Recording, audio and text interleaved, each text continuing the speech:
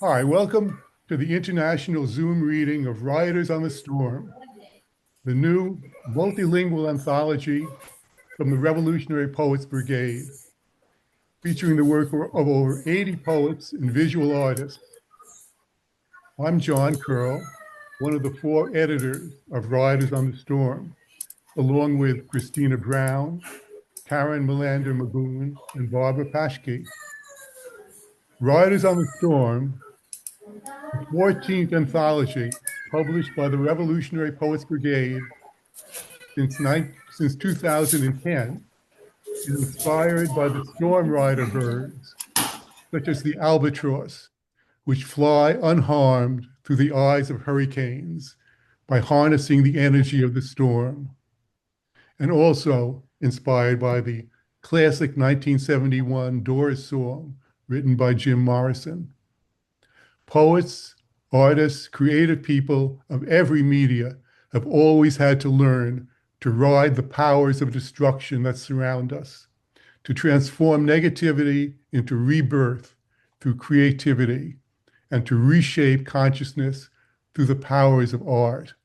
We are the riders on the storm in this tragic, cataclysmic era. This reading is being recorded and will be on our YouTube channel tomorrow.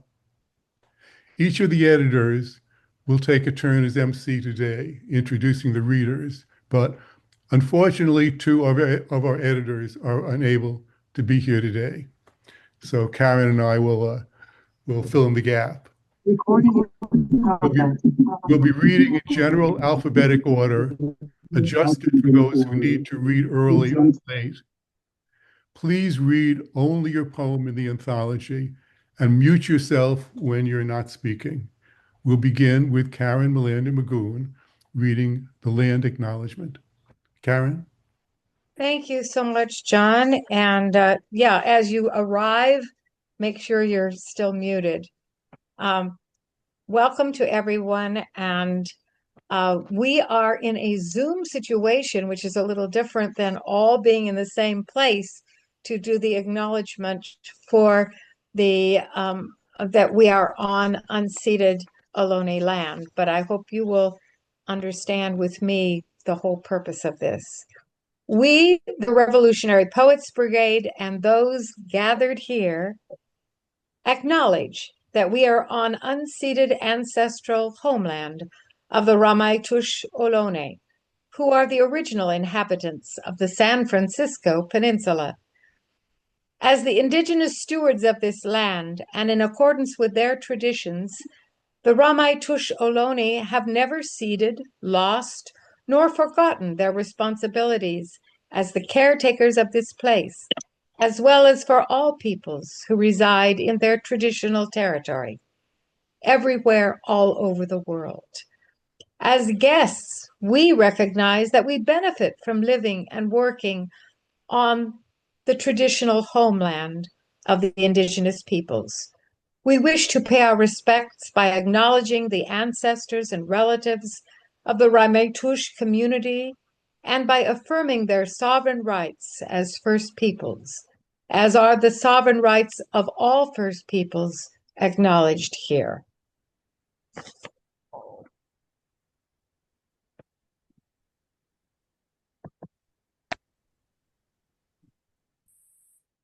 So Karen, we're going to begin the reading now, and Karen Melander Magoon will continue as the first host. Karen, you're muted. Yes, I realize that. I was so careful to mute again, but yes. So we are here gathered together to read single poems of each poet.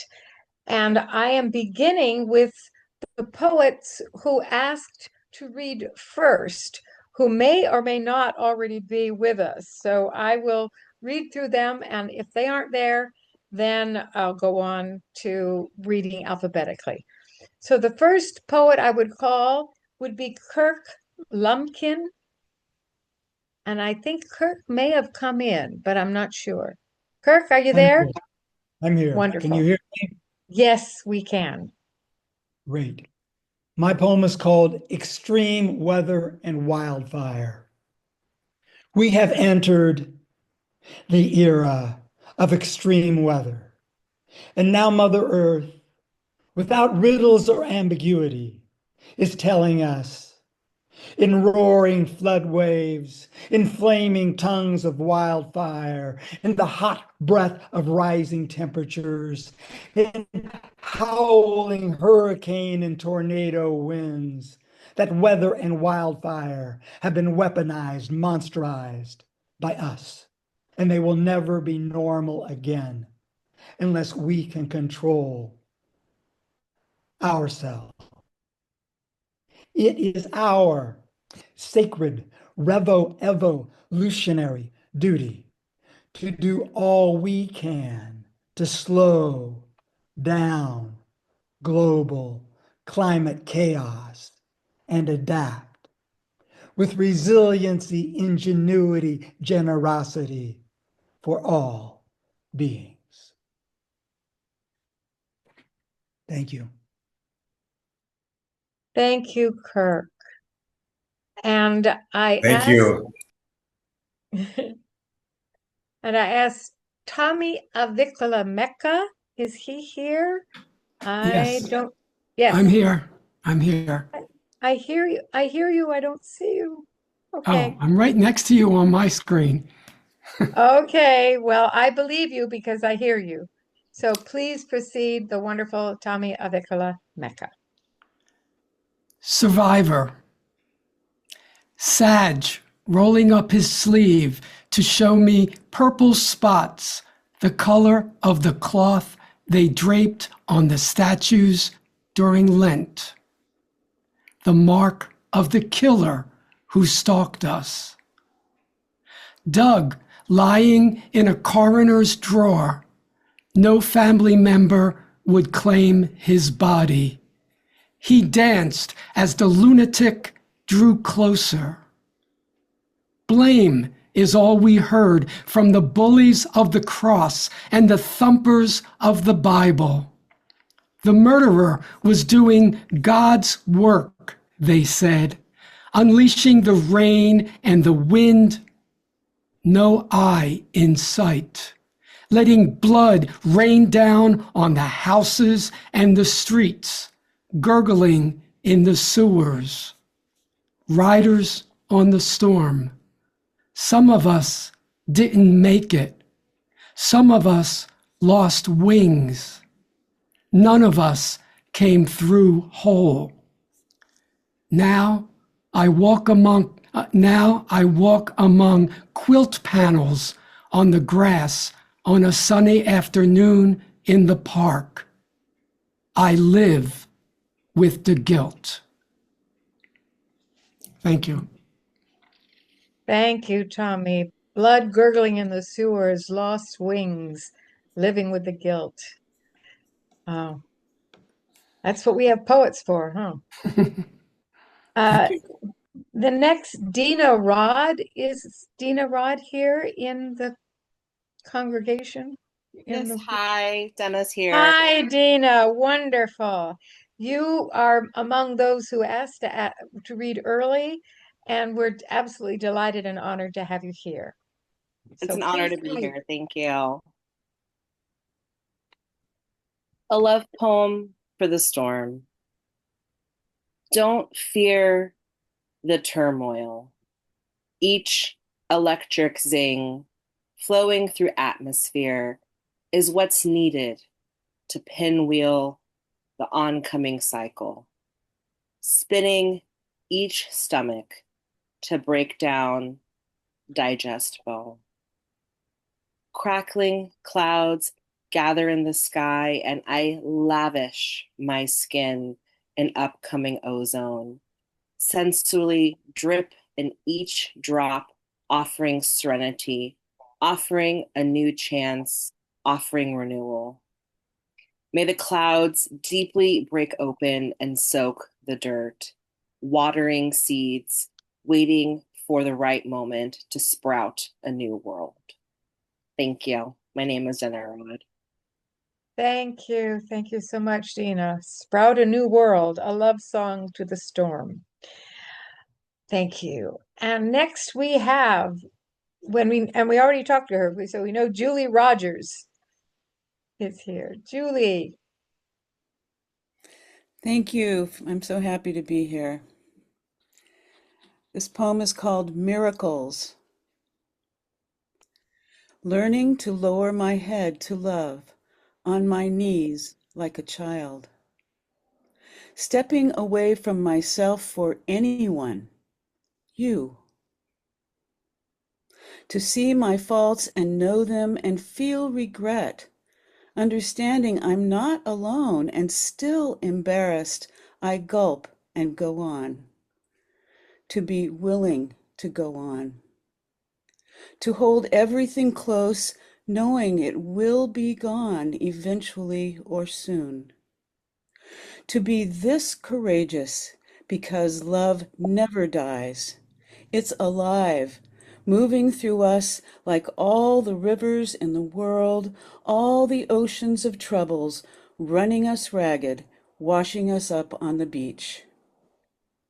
Not quite a picnic, but the view is spectacular. Miracles. Love never dies. It washes us up, washes us up on the shore. Great. Next, we start beginning with the alphabet. So if Opal Palmer Adisa is there, you will be next. Is Opal here? I need to hear from you if you are. I don't see you. Okay, then we'll put you down to check on you later. And in the meanwhile, Ayo Ayula Amale, I believe, is here. Yes, I am. Thank you. That haunting reef. How long does a white-toothed storm linger on the horizon? 1,000 dawns, each a voice of chaos, unmusical thunder, bumpy as a stampede. Huge noise like the African bush elephant running across rooftops, while bulky gulls loiter and slender-winged birds shape the sky, deep-rooted, unyielding to the storm's breath.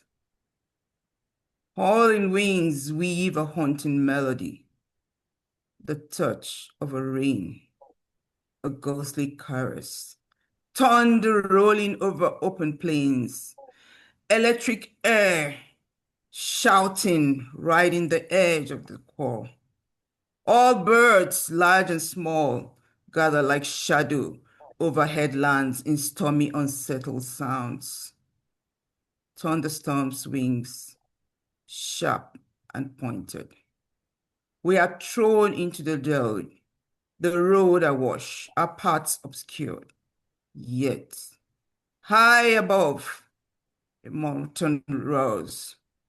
What do they know that we do not? Thank you.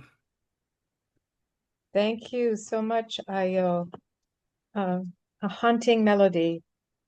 And the next we would be hearing from is Manaz Badihian, who may not be. Oh, you're there. Yay, yay, yay, yay. Okay, wonderful. Manaz, please. Beautiful Persian poet.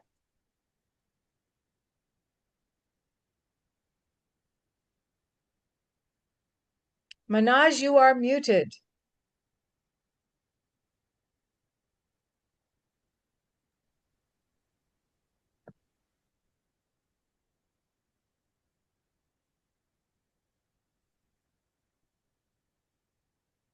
Hello?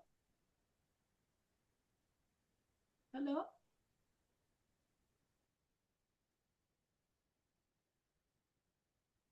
Karen, you are muted now.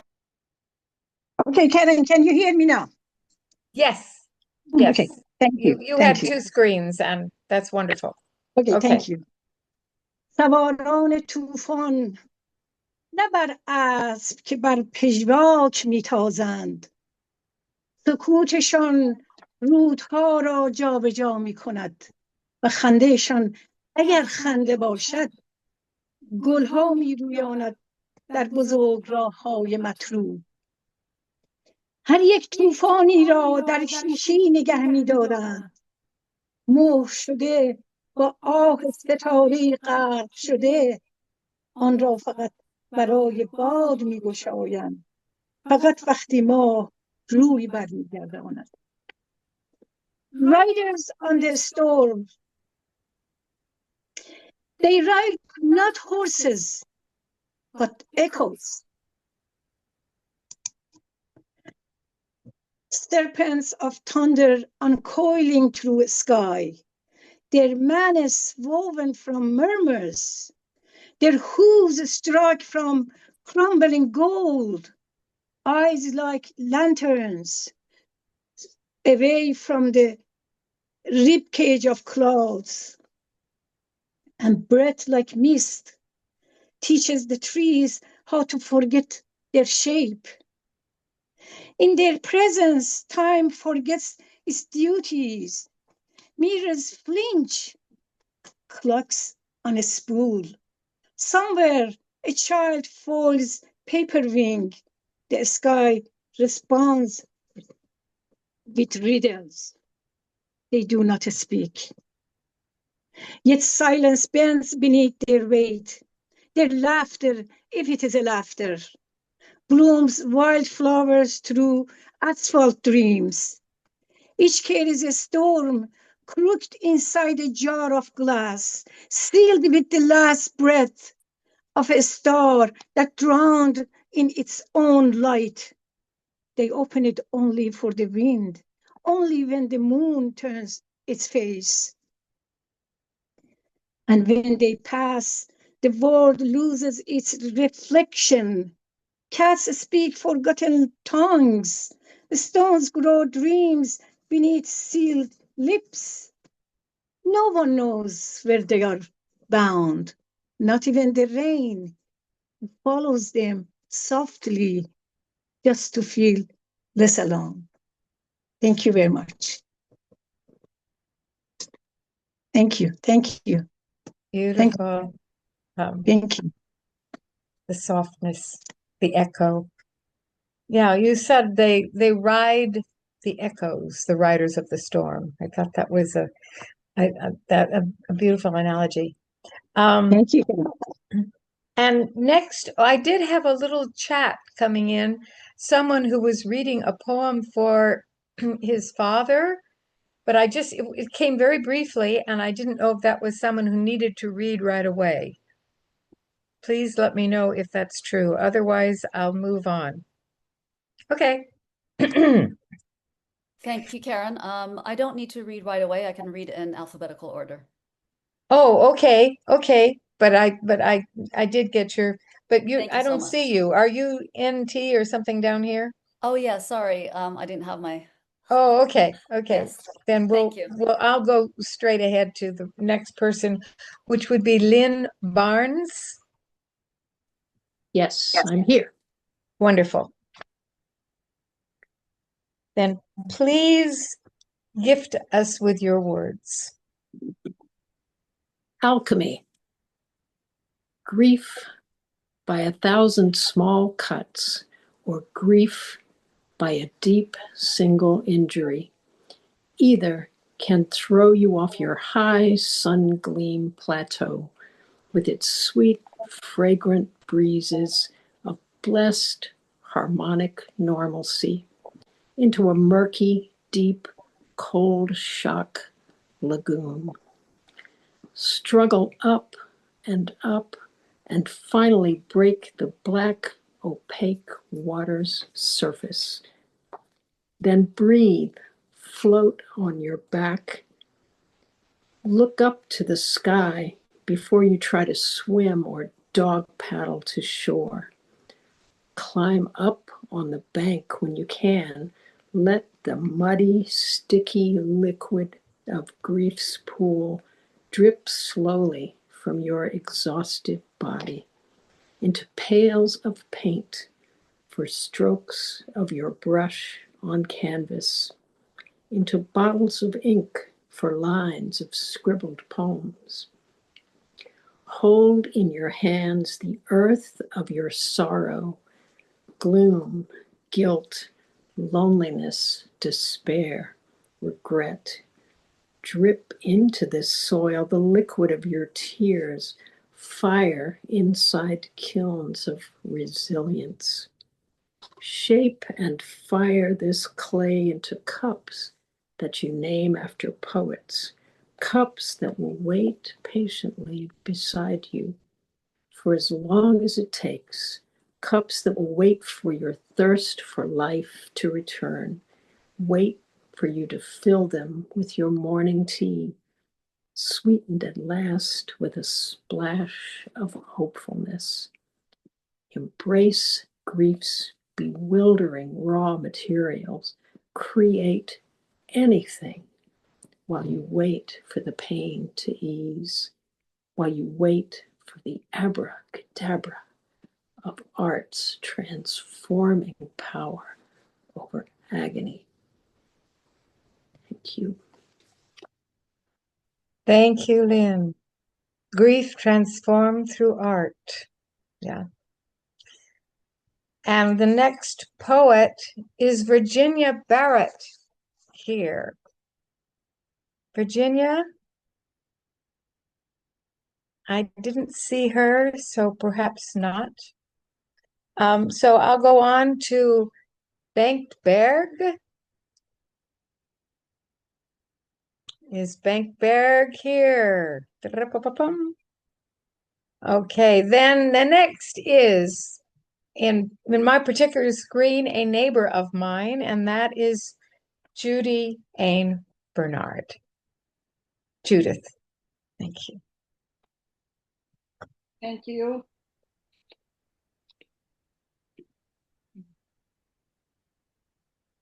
Make America Great Again for Beth McLaughlin. Make America great again? Tell me what that looks like. Just tell me what you want. Maybe that's what I want too. There's a place called Mayfield where Wally and the beaver live. Their mother wears a dress all day. Her house is immaculate. Their father drives to work alone. We don't know what he does there, but he wears a nice suit and a tie. On Saturdays, he plays golf. A great America looks like a suburban house in an old TV show. Just tell me what you want. Maybe that's what I want too. How does a great America look? There's a mission called Santa Clara where Native people lived and worked. Their visitors brought labor and religion. Prayer failed to cure measles. The friars taught them about Jesus, the Holy Family, how to plant and to speak Spanish and care for horses. They lost their culture. A great America looks like bougainvillea on crumbling adobe. Make America great again. Maybe that's what I want too. Tell me what that looks like. Just tell me what you want. There's a plantation in Tennessee where enslaved Africans were bought and sold like animals. Their labor made men rich. The prosperous landowners kept families apart, refused freedom to protest, assemble, or learn to read and write. A great America looks like a manor house with slave quarters. I guess I know why you never tell me what you think will make America great again. What it is you really want. I'm pretty sure that's not what I want to.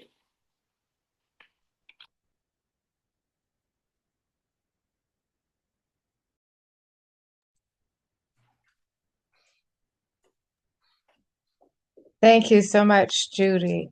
Yeah, what will make America great again? That may not be what we want. Thank you. Cheryl J. Bizabute. Thank you. infinite dancing. There was once the dance of ritual and celebration, of joys long ago and not yet here, of life's ebbings and flowings. We spin and levitate like feathers of all the colors out in the open air. This is where I first knew that the earth and sky loved and nurtured me. Then there was the dance they made me do. In the center of the merciless circle of rancid treachery, my body uncovered, my teeth bared as ordered, my eyes courageous enough to not see, my ears hearing no music, no earth, no sky to save me. This is where I learned the survival in pretend, the power of imagination. Then came the dance where I lifted my skirt and the men misunderstood my smooth thighs. Oh yes, they tickled me with that and made me smile for myself. Because after all, I just wanted to watch my flying feet disturb the hateful dust as I whipped a joyous storm to the music of our feelings. This is where I find my untainted, retrievable bits of joy. And then because I live on and always inside the dancers of the world, where we still twirl and whirl, skirts follow every turn, every dip, every sachet, alone with the turntable, dancing for me. The hardwood floor enshrines my patterns, sanctifies my footprints. In my soul, I know that above my ceiling protection, the mother sky is there, stimulating my fingers into loud snaps. I still do that thing. I am the original. I am the real. This is where I laugh the out loud laugh that finally reaches my eyes. Thank you. Thank you, Cheryl. The dance they made me do. No earth, no sky to save me, yet sanctifies. Just beautiful. Thank you. And after Cheryl comes Dan Brady, the great host of Sacred Grounds. Thank you. Thank you, Karen, for the introduction, John. Thank you for everything that you're doing. And a lot of people are new to me, because there's many, many people here. Later on, I'm going to put something in the chat so you can find your way to Sacred Grounds and a couple other things. So this is the poem that's in the book. It's called Raising a Glass, and it speaks for itself, so I'm not going to do any more than just say that. Raising a glass, a toast to poets. Here is to the poets I have heard, nodded to, smiled because of, laughed, sighed, cried, and more. Those whose words moved me, even cured me of some ill-favored ways. I hear their voices, even of those departed, still, today, faint but near. Something pleasant, a warm murmur, prompting visual recollections, a montage of memories suffused with a profound, ineffable yearning to hear them once more and raise my voice in their praise. And so I offer this small effort, which I hope will be more than it appears. I often say to poets when presenting their work, they must know that even as they pronounce their words, which they work their art through, finding resonance, soul to mind, to heart, that those words do not remain where they were spoken. They do not cease, as does the breath, be it in a cafe, an amphitheater, a hearthside at one's home. No, no, no, no, no. Their words, resonant with time and space, reach out to the ends of those dimensions before transcending them. I've also said, to the extent that their words touch upon the truth, are in harmony with it, so do they then, and their words become part and parcel to it, even as it becomes them. And so it is that they and their words endure as long as it does. Universes may come and go, as some believe they do, even if there is a multiverse, as some fantasize there is. Truth, being immutable, is immortal. And so the poet's words continue on, as does the truth, as does love, as does the very light of creation. I've also said to those who would share their words, why hold back? What purpose does your silence serve? Have your say while you have our ears. Let us be in on all the secrets. Our tears are your tears, your joys, ours. We, as poets, are not strangers to one another, therefore. Speak the truth, I say. Be not confined to this dull orb's simplicity, but dare the glittering infinity of the heights. I say, sing the muse eternal and become immortal.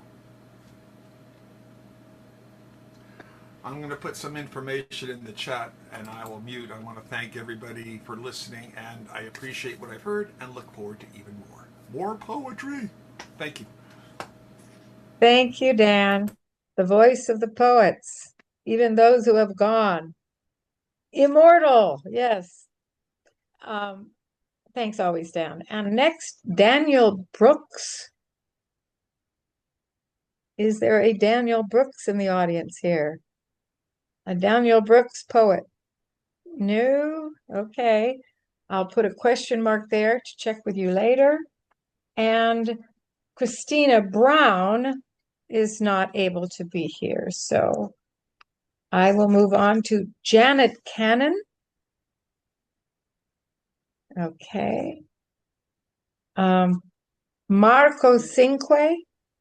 So, Cinque? yeah. No? So No, did you want me, Karen? Yes. This is Where are Janet. you? Oh, that's Janet Cannon. Yes. Yes. Yes, I'm here. Absolutely.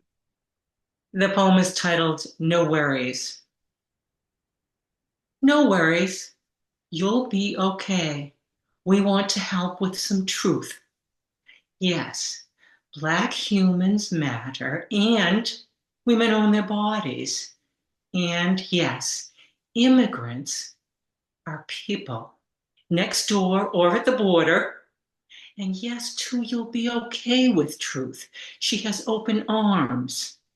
No worries. Thanks. Thank you. Thank you, Janet. Yes, brief and poignant. Marco Cinque? No? Okay. I have been muting by putting my spacer down. I hope that works. Julio Colombo. Yes, Okay. here I am. Okay, Thank you so wonderful. much. I will read Go the ahead. Thank English you. version. So, Song from the Dawn to Come. No way beyond this sign. No way further in the trouble of truth. Silly figures running on the screens. Silly shades moving in the streets. I see your hands on my body and don't feel any desire on my own, any power in me. Only your taming velleities, something jelly in the dark seas. I am the waters of your memory lost, straight to the heart of a destiny unfold. I am the salty mist blurring thousands' eyes. These are the nature's dreams. Errs and slaps, tricks and lost trails. All weapons of a titanic storm, of two strong winds and will to destroy. For how long? How long is now? Chains of my body, holes through me. Let the sinners be forgiven, may it be. Shrouds of my head, poisons in me. Let the dying be remembered, may they forever sing. My earthly body is vast, my soul is strong, I will resist. May the many come as one, shelter inside me, wait for the dawn. Upon all the living and the dead, my voice at the end of the winds to the survivors. No way beyond my sign, no more.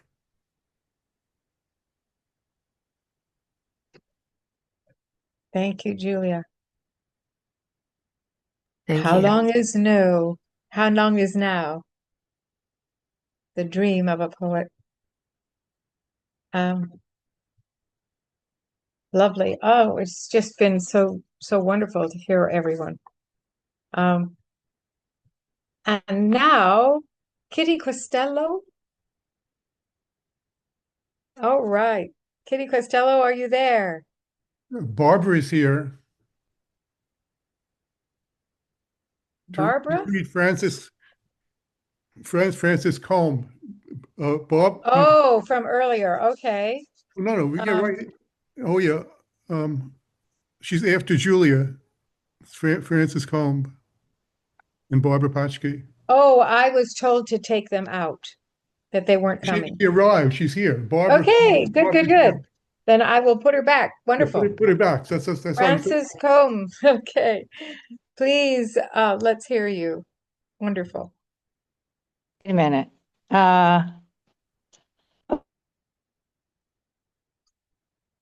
Oh, Barbara. Okay, you are reading Francis Combs' poem.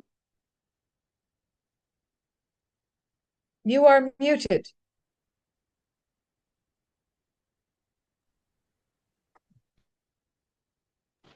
Barbara, you are muted. Now? No. Now I can hear you. Yep. Okay. Still? Fine. Yeah? Okay. Can you hear me? Yes. Okay, good. Okay. This is Francis Combe, and he could not be here because he's doing a poetry event in Paris. So, Barbara, we can't see you. We can't see you. Let's see.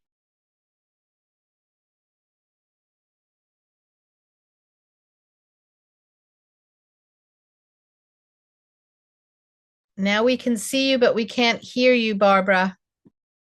Can you hear me? Can you hear me now? I don't know how. We can hear you, but we can't see you. I don't know how to get this. I'm on my phone and it says, you know. We can at least hear you. So go ahead, Barbara. Just read it. Okay. I'm sorry. I haven't had this problem before. I don't know what it is. And I didn't have time to check it. Okay. This is Francis Combe, Hymn for the World People. Un hymne pour le peuple monde. Nous voici, nous venons des quatre coins du monde. Habitant des villes qui ne se possédent pas, nous sommes multitudes et nous ne comptons pas. Côte à côte toujours, mais souvent isolés, autant de grains de mil en sable éparpillé. Ensemble, nous formons pourtant un nouveau monde.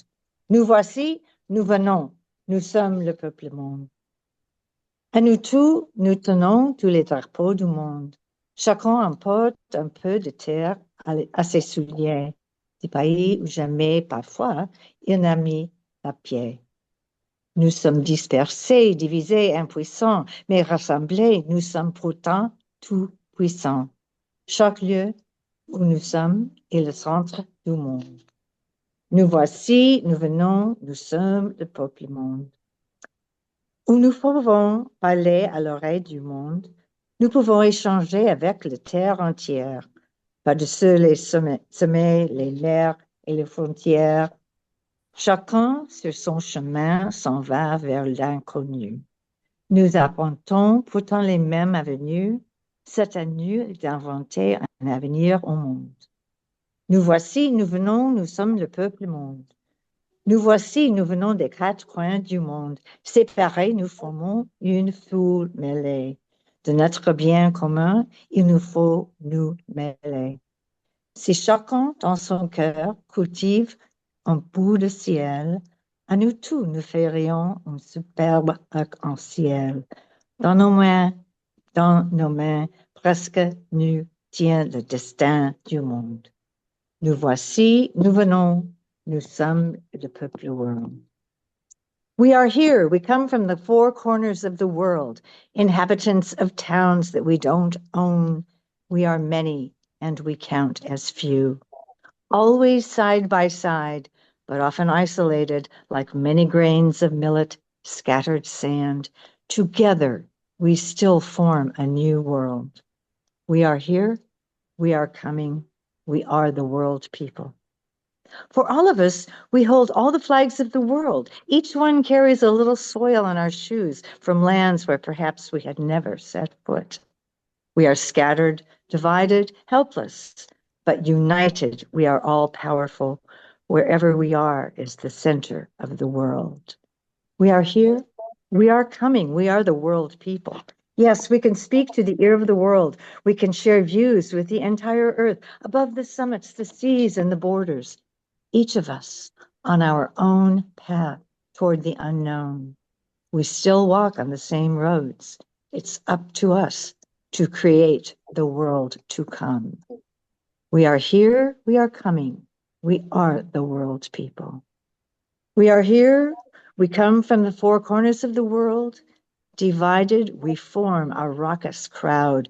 For our common good, we all must be involved. Each of us in our heart grows a piece of sky. We will make a superb rainbow for all. In our almost bare hands, we hold the destiny of the world. We are here, we are coming. We are the world people. Thank you so much, Barbara. We are the world. Yes. Yeah. We are the world. And there was Lucy came up with a solidarity in the chat box. Is Kitty Costello here? Maybe not. Okay. Anita Odena Cruz.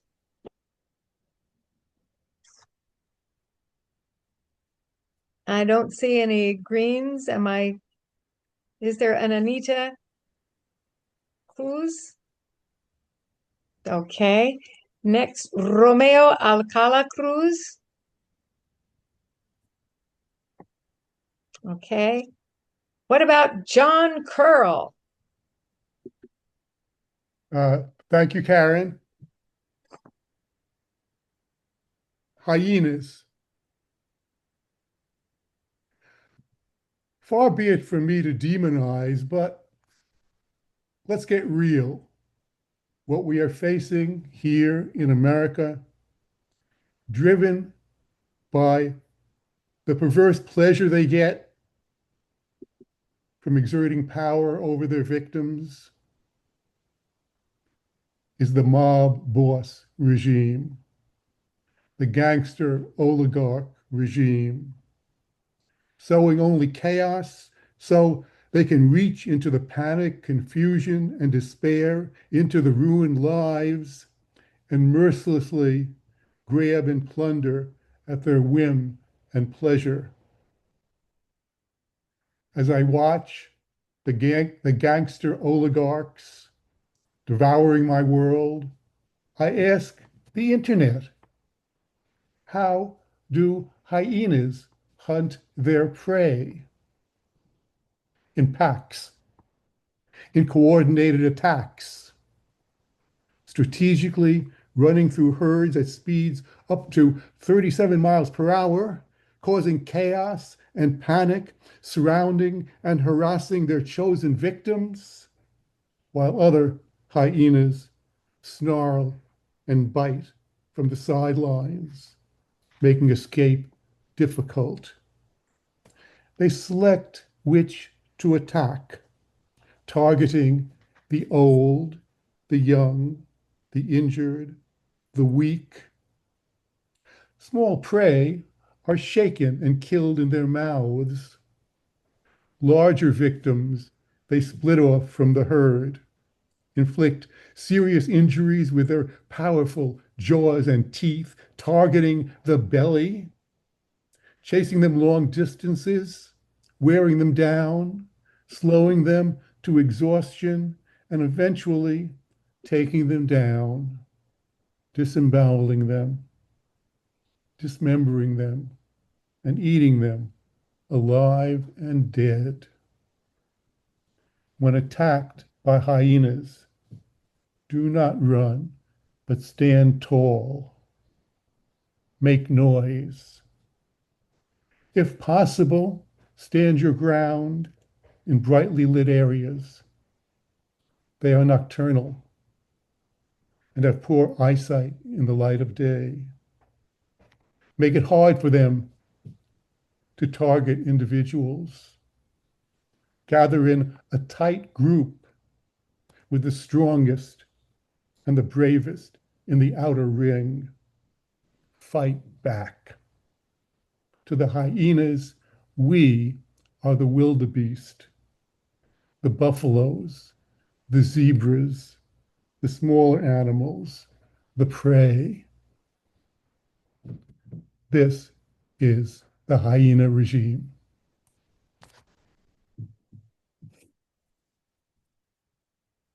Thank you, John. Mob boss regime of hyenas.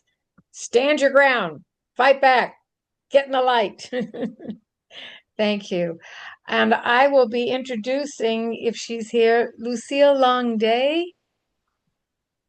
And if not, or if whatever way, I will be passing the mic and the MC honors to John Curl, who will proceed with his first, will be Carol Denny. So anyway, on to John Curl, and if Lucille Longday is there, then on to John. Thank you, John. Okay, thank you, Karen. So we'll move right along with Carol Denny. Carol? Unmute, Carol. Unmute, Carol.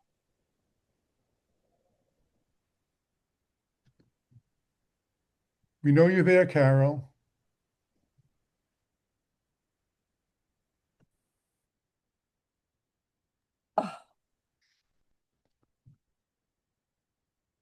We can see you, but we can't hear you. So, unmute. You're floating. You're floating in and out, Carol.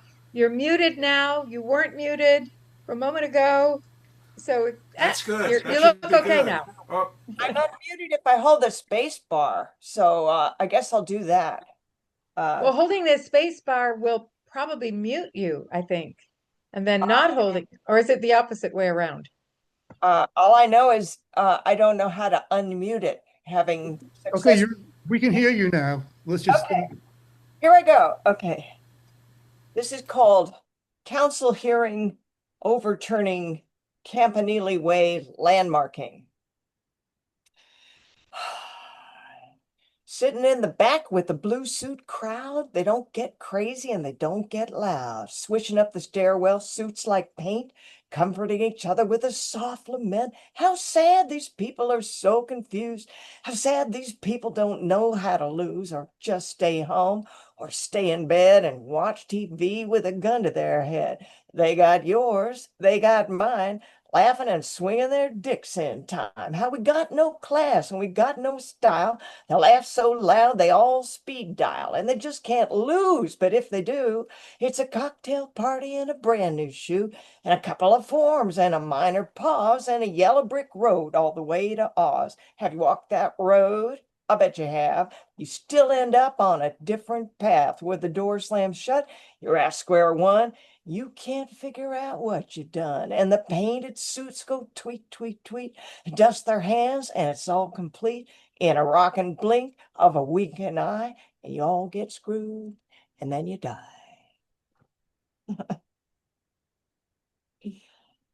Oh, thank you, Carol. That was wonderful. I think Sharon Dubiago is not here today. So we're going to go to Jermaine Drugenbrut, who sent us a video. So let me see if I can do a screen share here. And I'll see if I can find the video here. Okay, wait a second.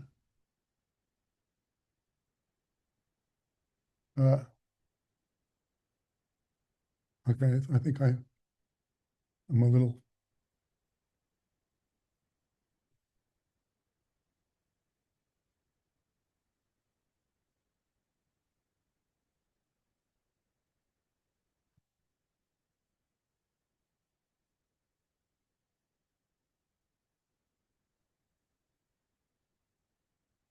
Can you see that share? Yes. Okay. A poem from my next poetry book, Fragile Balance. Indoctrinated intelligence. Devoid, stripped of all meaning. In the bathroom. Become mundane. What one should think or do is pre-programmed. The image we see is no longer our own image.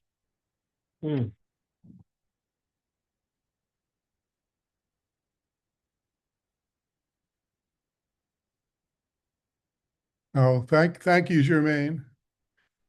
So now we're going to our next poet is Carlos Raul Duflar. How are you? I'm here, John. You're on, Carlos. Okay, thank you. So I'm putting it ready now to read. I want to say thank you. And it's a yearly thing with the Revolutionary Poets Brigade. On the 100th birthday of Ibrahim Umar Fanon, aka known as Frantz Fanon, and the 70th anniversary of the Bengal Conference, and from his book called Dying Colonialism. Listen, brothers, sisters and brothers, there's the past and present. As the hawk is flying above the prophecy of the drum, he speaks along us as the voice of thunder has spread disorder. And its origins in the land, the oligarchy who are blind to American clanism, the legal thieves, the cutthroats, the fake humanity, the warmongers whose seeds have planted the ignorance in society, then the beauty of love and freedom and truth and peace. Let us seek the light that shines from the necklace of darkness in the sky and in the air. And the Cold War screening has unmasked the soul of fascism, the narrative of their existence.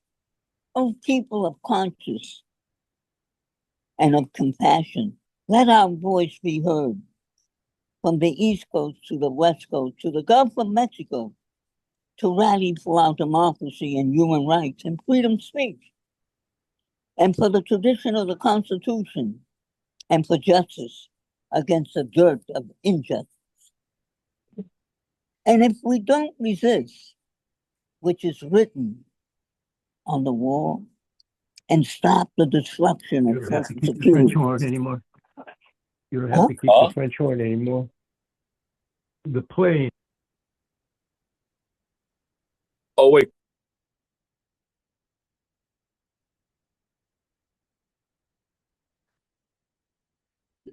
You're muted, Carlos. Carlos, you're muted. We can't hear you. Huh? Can you hear him now? Yeah, go ahead, Carlos. Thank you.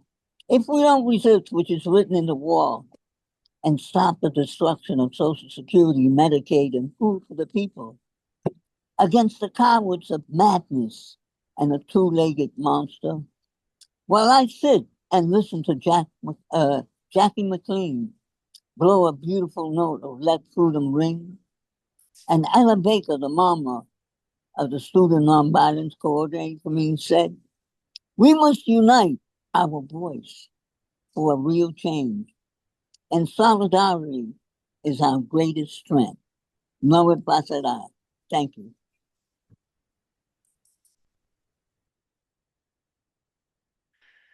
So our next poet is going to be Sarah Alzea, and she also sent a video. So let me see if I can get this. And here's Sarah Alzea. First, I would like to thank RPG for putting together this anthology and for including me. So thank you. Here goes. Dear Postelcia, green and brown, shipwrecked sea palms, hippie hair combed wild by mob rule. I watch you for hours, holding fast. Unflappable anarchy on rocky shores. Stay strong, committed. I bundle and blanket. NorCal cold can't keep me away from resilience. Love always, S. Thank you.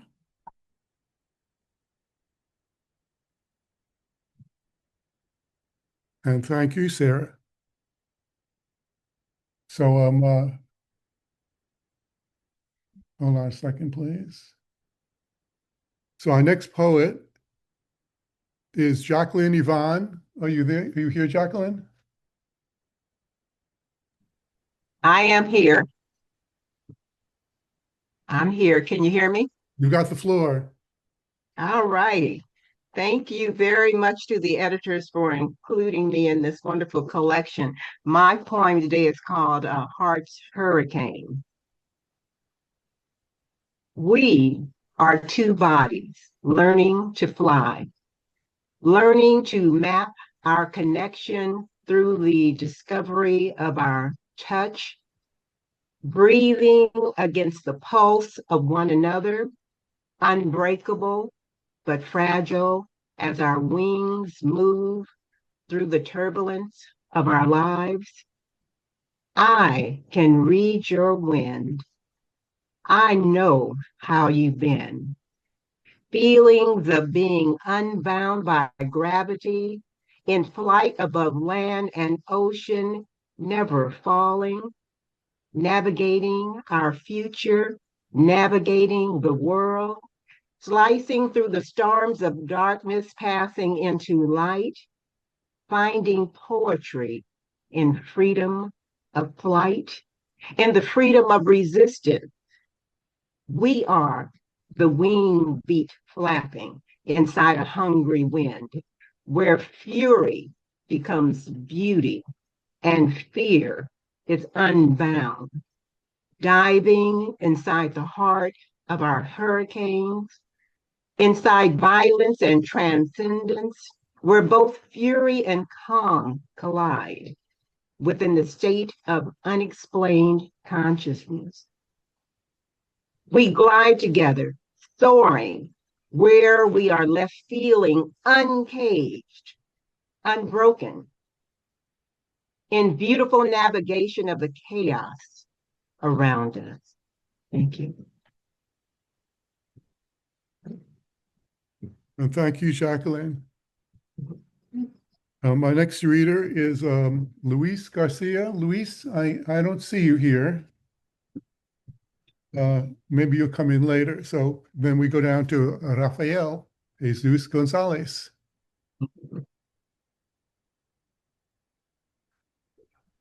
Ojo de la tormenta.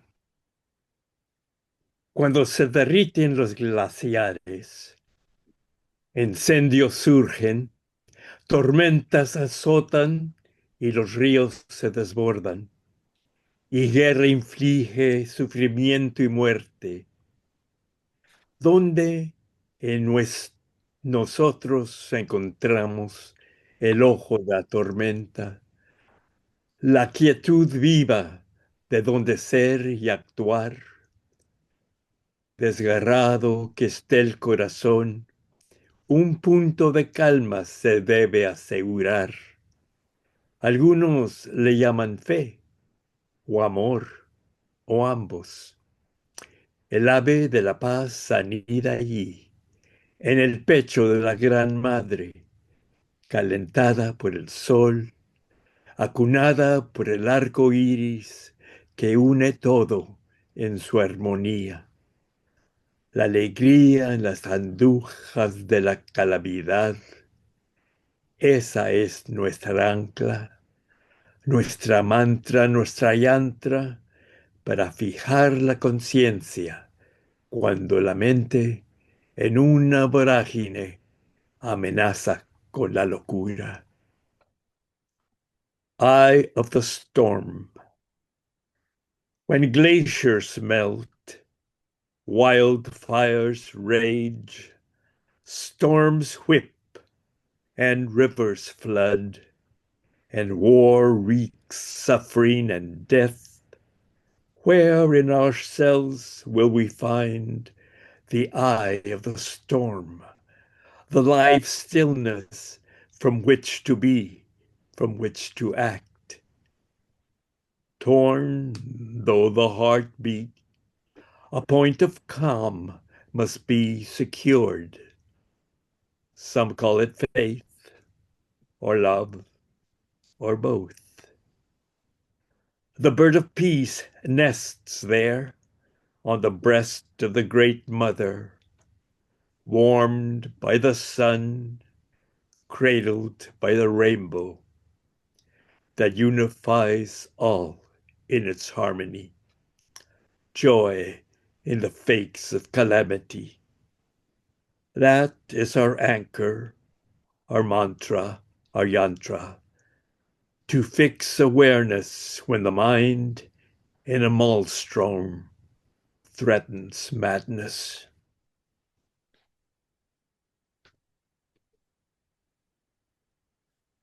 Well, thank you, as always, Raphael. Your very wonderful, powerful work. And next, that brings us down to Egon Gunther, who also sent a video. So we're going to see if we can connect with Egon now.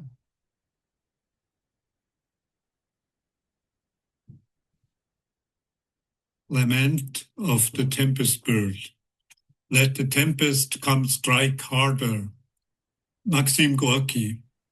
Audacious bird flight, somber clouds passing, raging storm winds, black arrows of lightning, serpents of fire winding in the sea. It is true, quite different premonitory signs of future fights were picked up by most of the augurs of revolution. Their prophets were deaf, unfortunately, to the sobbing cries of the predictors of storm. They neither had a genuine ear for the thunder rolling, nor for the sea's shouts of ire. Yet, would they rather paid more attention to the life that all the while was all around them?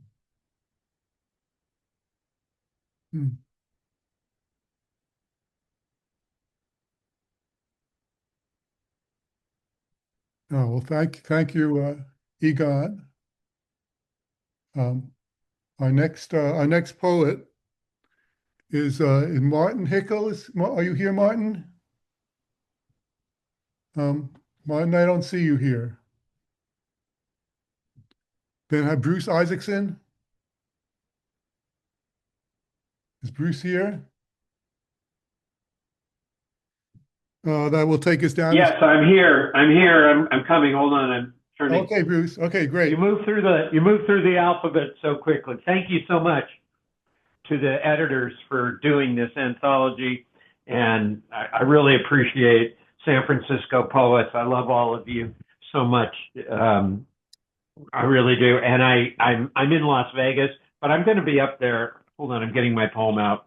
I'm going to be up there for a reading on this coming Thursday, the 25th at Art House. So anybody who wants to get a chance to visit, I'd love to do that. Okay, I'm just going to read my poem. It's called Land of the Founded Land of the Free. My country aspires the modern genius of marketing, convenience, results without effort. We're the land of the what? Once 60 million buffalo roamed the plains and 40 million antelope. Once glaciers and grizzlies ruled the north and forests filled the coasts. Now we hear birds singing fugues. Now depressions majestic as Everest. Now crows surround me in a murder. They have lost their fear of man. Now we wait to look for answers until we've forgotten the question. We each feel stuck, marooned, isolate, alone. We await the loving hand of God to start slapping. Wait till I'm old to love childhood. The mirror asks who I am. I am human. I waited. Till the circus comes no more. Till Caesar is become a little pizza. Till greatness becomes but a joke. Too long to listen to. Too true to laugh at. Here is a list of punchlines. Communism's dead. Capital will take care of us. Aspirational politics. Room at the inn. Now, finally, we're all of us shoulder to shoulder, hot, hampered, 100 square feet per person. Now we hear birds singing fugues. Our state of mind, a mountain peak. On the climb, I am afraid. We fear there's nothing anyone can do. Crows surround me in the wheat field. A dead stove rusting there too. Land of the self-fragging oven. Thank you. Well, thank you so much, Bruce. The next up is Susu Jeffrey. Susu? Yes.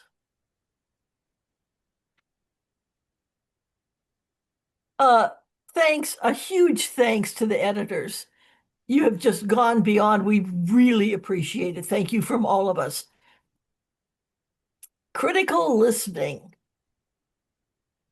I will be a dictator.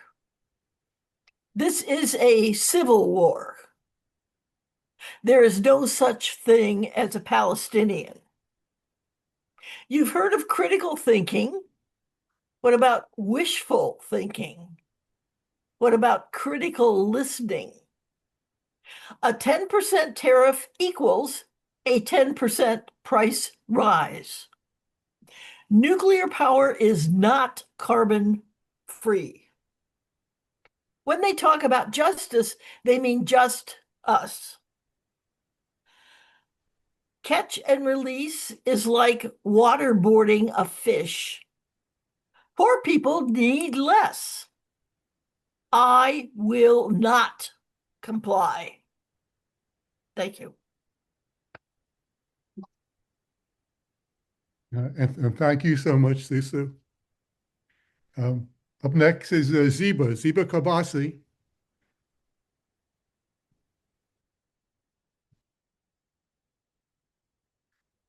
Ziba? Can you hear me? Yes, we can hear you. Yes. Thank you Karen, John, for wonderful book you have made, as always. And thanks for having me here. This poem I wrote when I was very young. As you know, that when I started my poetry, there have been so many terrorized from everywhere. And this poem was, to make me live again and stand on my own. My name is Ziba, and Ziba means beautiful. And every poet have got power that there is no hurricane or any other power in this world can challenge the one line of our poetry, because it's come from heart and it goes to hearts, and it's so powerful. Ziba, and this is dedicated to Mahsa. They have killed a young girl. I've dedicated because we are the voice of every human in this world. زیبا اینکه دور چشمانم را سیاه می کنم، اینکه رژ سرخ بر لبانم میزنم و گیسوانم این نیلوفران وحشی را از دو سو شلال می کنم و بر انتهایشان شقایق‌هایی عاشق میزنم. اینکه پیراهنی بهاری برازنده تنم می پوشم، اینکه رنگ رنگ ناخنهایم را لاک میزنم، اینکه مهتاب را دوست دارم رویا می آورد، اینکه رویا را دوست دارم بی خودم می کند، اینکه می رقصم کولیوار مثل موج در هوهوی باد و باز شوریده تر از آن در های های طوفان، اینکه بلند بالایم بالا بلندم بلند بالاست آنچه میخواهم و اینکه باز از این همه چیز ناچیز شما هیچ چیز نمیخواهم، اینکه بلند بالاتر عشق دارم، عشق، اینکه شعر میگویم و عشق قش میکند عشق از شعرم، اینکه میدانم ناگهانی نام دیگر دیوانگی است، اینکه ناگهان مثل دیوانه ها در برابر چشم های شما لخ میشوم، لخ، و شعر در من دیوانه میشود و من ناگهان میشوم در شعر و عشق بازی میکنم شب و روز، عشق بازی با شعر، اینکه هاج و واج میمانید و چشماتان گرد میشود، اینکه لکنت زبان میگیرید و تته پته میکنید، اینکه آب گلویتان خشک میشود و دهانتان باز میماند، باز شعر زیباست، زیبا.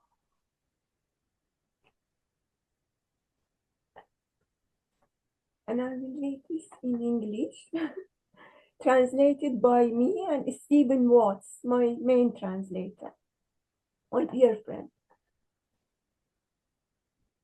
Ziba. This that I make black about my eyes, this that I rose ruddy on my reddening lips, and this wild ivy of my hair that I plait in two strands with their miniature tulip of love. This that I am wearing bright winter clothes and they suit me. This that I paint my nails each with different colors. This that I love moonlight that brings dream. This that I love dreams where they take me out of myself. This that I dance like a Roma dances, swaying in the wild of the wind, and then more crazily still in the high of the hurricane, in the humor, in the laughter, in the language. This that I am tall, and as tall as all this I must achieve, and again this, that from everything, out of nothing that you have, I want no part, and this, that the taller I am and the more I have to love. This that I say poem, and then that love will fade inside the words. This that I know sudden stress is another name of crisis. This that I suddenly become like a crazed one and I stripped in front of your eyes, and the poem becomes the crisis of my crisis, and it become storm strips of the poem, and I make love all the time, make love with the poem. This that you've become gobmouth and round eyes just looking at me. This that your language starts in gap and water dries in your throat and your mouth stay wide, oh, and say, Ziba, Ziba, Ziba. Oh, thank you so much, Ziba. It's very, very powerful, very wonderful. a little out of order. I think Art Good Times has arrived. So why don't you come in now, Art? Hey, thank you, John. Welcome, all my old friends and new friends from Colorado. Um, this is called Riding the Storm. If we learn to recognize ourselves in Rome's diocesan displays of dominance that slave their way into English, we may come to understand that an empire can also be found lyric medicine embedded in the Sabine dirt. Resist's deep meaning is chained to the Latin tongue's sistere, to stand, and back, against, again.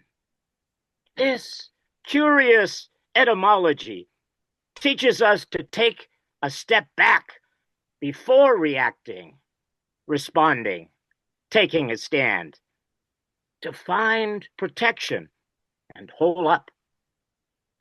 When the storm empties a shotgun blast of gusts and strikes every which way, best first reconnoiter, counsels Captain Barefoot.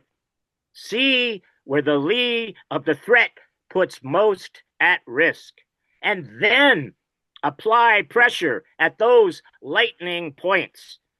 Then it'll be time to stand against, again and again, like roaring blasts of tornado winds.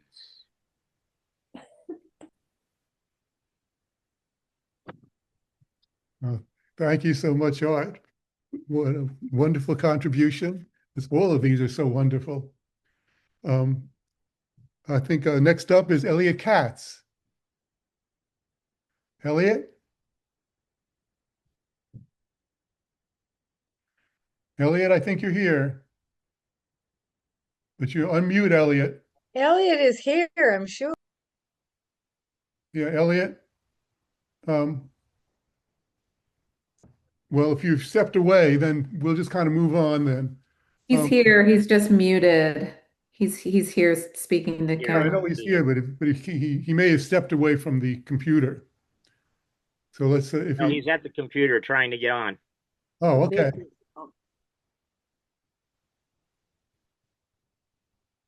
We can't hear you, Elliot.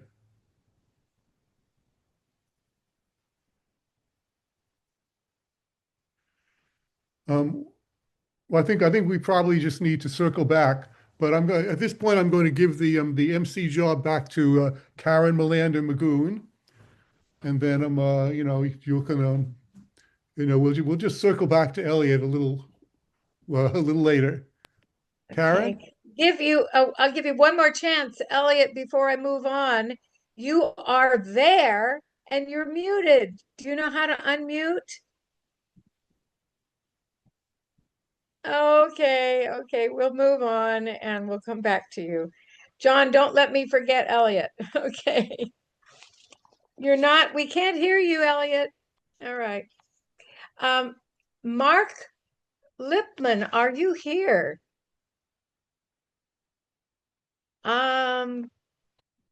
He's down in Southern California, but can you hear me now? Yes, Elliot. Yay. Okay. Sorry, it took me. I already emailed John about an hour ago that I couldn't get my computer Zoom to work, and then I figured that I could try on my cell phone, and then I had trouble unmuting on my cell phone. So I'm here now. Thank you. Great. Thank you for your patience and for including me in the collection. I'm going to read one poem called "The Weather Seems Different." It is snowing in Athens tonight, and Apollo, with ice in his beard, is having a difficult time singing. About 6 twin-engine mini planes have crashed coast to coast in empty fields and a Bank of America building. My love, you know that death is both a separation and a permanent glue. You know that I am the son of a patient duct tape expert and the daughter of a wine never allowed to age. Love, we are all things to each. We are needy in just the ways each other needs, but doesn't yet comprehend. In the open fields of Somalia, there are civilians running circles, freaked out, shivering. They might be next. From a satellite 10,000 miles above Earth, like an empty chair with telescope, a disembodied human eye stares at us and stares at Colombia. He is looking below the oceans for new caves. He is looking for people who are not yet in favor of empty chairs, placing nuclear-tipped dynamite in empty caves. The danger is real. One can feel it in the air, even if unsure from which directions it is born. We are all getting older. We have realized this year it's time to get serious about ducking death's temporary wings. Time to get our 10-dimensional affairs in order. Between your big toe and its chipped nail, there is a fire-breathing vulture just waiting for the dimensional wall to collapse, even for a millisecond. History repeats itself, but sometimes as a young student pilot, unsure how to even create an effective farce. My dear, the vulture escaped for my birthday last night. It was in our bedroom, pecking just below the sheets. It has eaten us alive and regurgitated us back into this world. Time will tell whether we are healthier than before. Thank you. Thank you. What interesting words. The regurgitation of the vulture, and time will tell whether we're better off as we prolong our lives and march towards who knows what. Okay. Thank you. I'm so glad that you got on. That was Thank you. And Mark Lipman, he may be in Africa right now. Mark, were you able to find your way to us for Zoom today? Maybe not. Okay, I'm going to move on. Angelina Longueras. I know I saw you earlier this morning. Are you still Hello, there? yes, I'm here. Yay, Can you okay. hear me? And this time it's not muted because I had problems with my computer. So now I'm here with my tablet and my phone. Okay, well, my poem has to do with what the poet before, not this last one, but the other gentleman said about having some space of protection or some pause to before the reaction to center ourselves, right? It's called Tao. Soc i em deixo ser. No em cal fer res. Em deixo anar, no vull lluitar. El que sigui serà. Jo ja sé què vull. No em cal rememorar ni haver d'actuar. No em cal esforçar-me i provar d'arribar qui sap on. Sempre tard, sempre lluny. Només em cal estar a mi mateixa sense dubtar ni complicar res del que hi ha. Mastegar el moment, tenir-me paciència i acompanyar el cor amb dolç sentiment de comprensió. Gaudir de la visió que em regala el dia en un moviment que serenament agafa i pren, deixa anar i sent, com tot fa via, conscient i inconscient, avançar lentament en aquest present que em descansa i em gronxa en el seu corrent. So, I am and I let myself be. Nothing to do. I let it all go. No struggle at all. What must be, may be. I know what I want. I don't have to remember or act on anything. No effort needed to try to arrive God knows where, always late, always far away. I just need to be in my own company without hesitation or complication of what's already here. To chew the moment, to have patience at myself, to surround my heart with the sweetness of understanding, to enjoy the vision offered by today with a movement that serenely catches and takes, lets go and feels how everything goes its own way. Consciously and unconsciously move slowly forward in this present that lets me rest and swing in its flow. Thank you very much.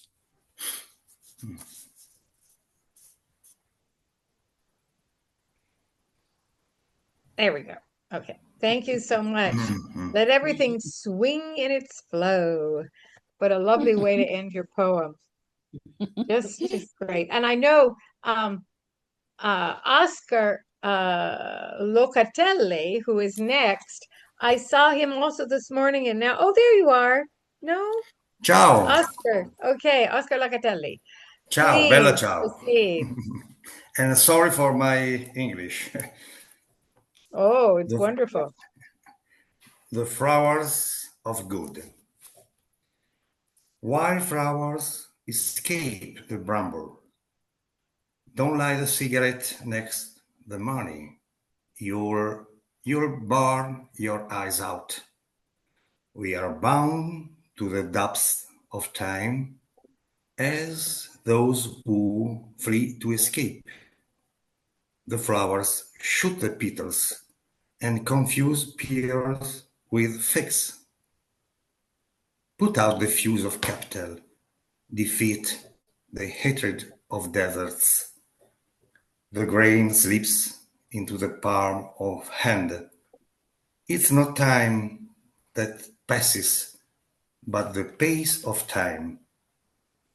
It's good to feel on your face the breath of spring. Wildflowers smell and do not move. Thank you. Thank you so much. The pace of time, the breath of spring, flowers. It just takes us right there. Thank you, Oscar. Thank you. And now our next poet is Cesar Love. Are you there? I didn't see you. Cesar Love, are you there? Are you there? Cesar Love, are you there? Nope. Okay. Well, we'll call on you at the end again to see if we missed anybody. And now, Ziggy Lowenberg. Hello. Hello, Ziggy. It's great to see you all and beyond and beyond and beyond from far away. It warms my heart. No rules to follow, no laws to break. Excuse me, I butt in across the room. Don't know the rules here, but know we were once from the same tribe.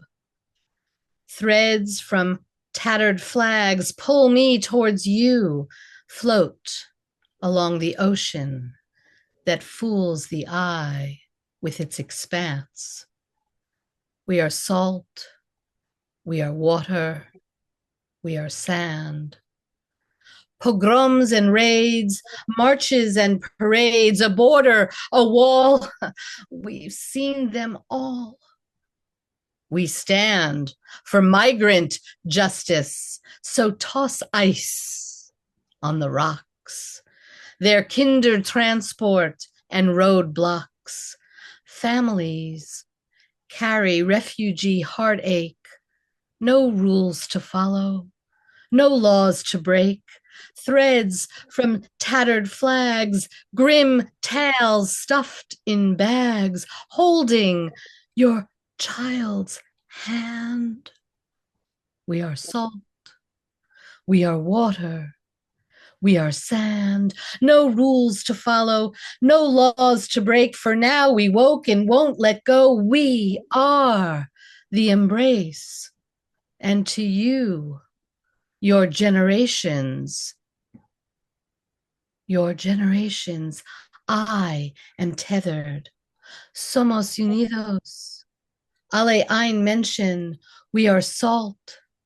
We are water. We are sand. We are one.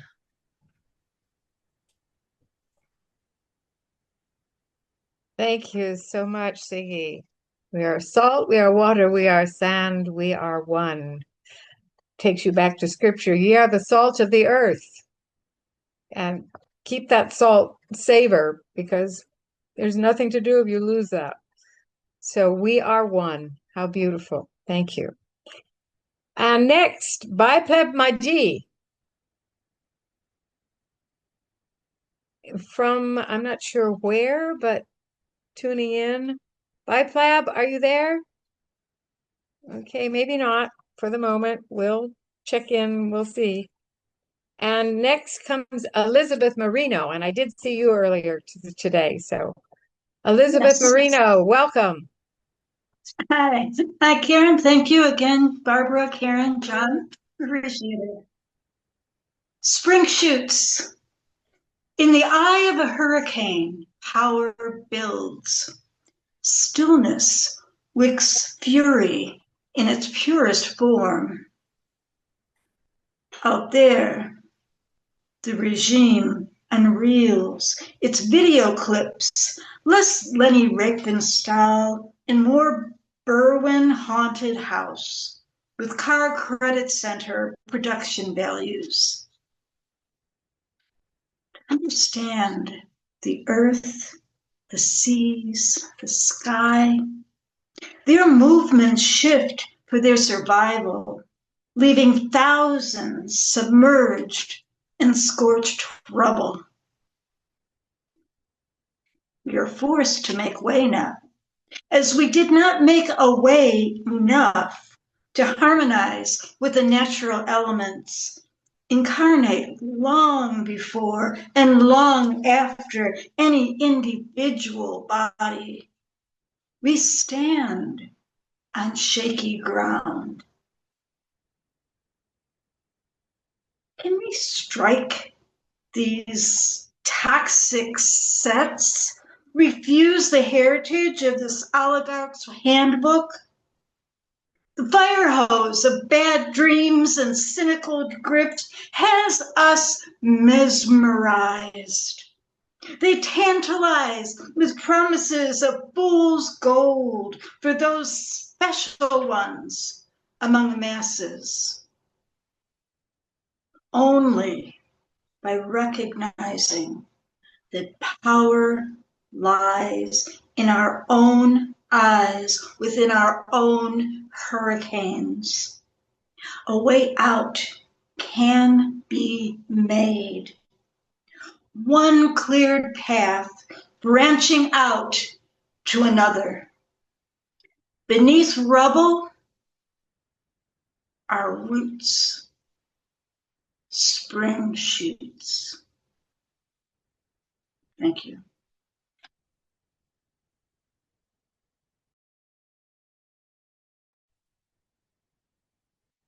Very interesting, Elizabeth. It takes me back to when I lived in Berlin and learned of Lena Riefenstahl and this whole bow of history and oppression and revolt, individual revolt. And it's, yeah, a very important poem. Thank you. Next, Angel Martinez. Are you there? Yes. Oh, wonderful. Yay. Okay. Please allow us the gift of your words. As we ready. This is the end for the monster, not for us. Imagine how we must inhabit the earth. Be aware of grave sites all over and treat them with all love due. Be ready to dare. Leave nothing doing to the machines. We are needed for the dawn to come. As surely as flowers grow from the sidewalk cracks, if the alarm bell does ring, we must make it resonate. Wake ourselves up. Be prepared to gather by the fire, to draw our maps and get ready to run. Remember the Battle of Algiers? Today there are those who will be frightened by a beautiful woman as Rebecca is sung through the air. That was a different morning in the sky. What was once orange with pollution becomes orange with our fire. Ask the liberators. No one can stop us from singing and dancing. A child runs in the shadows. Signs of what's to come. Tree nuts shake in the wind. As we ready to endure the storm, our goal, make sure the monster can never harm any life again. I can't not see the rain as it assembles and drops on the pavement. Each of us is a drop headed to Earth, hollowing out our path to freedom. Thank you. Hollowing out our path of freedom. And you too mention history and moments that we need to be cognizant of. Thank you.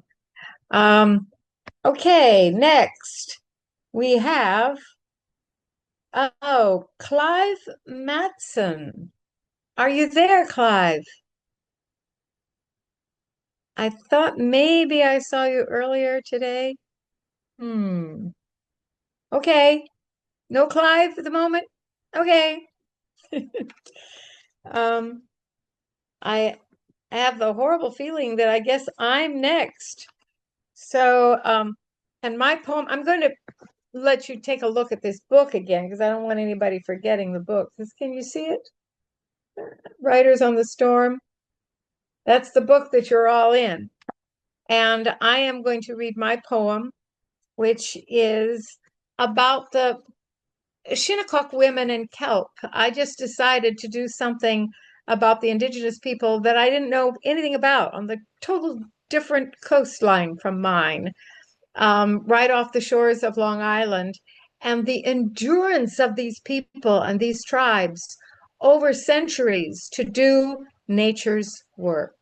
It's just, I found it fascinating. The Shinnecock women and kelp.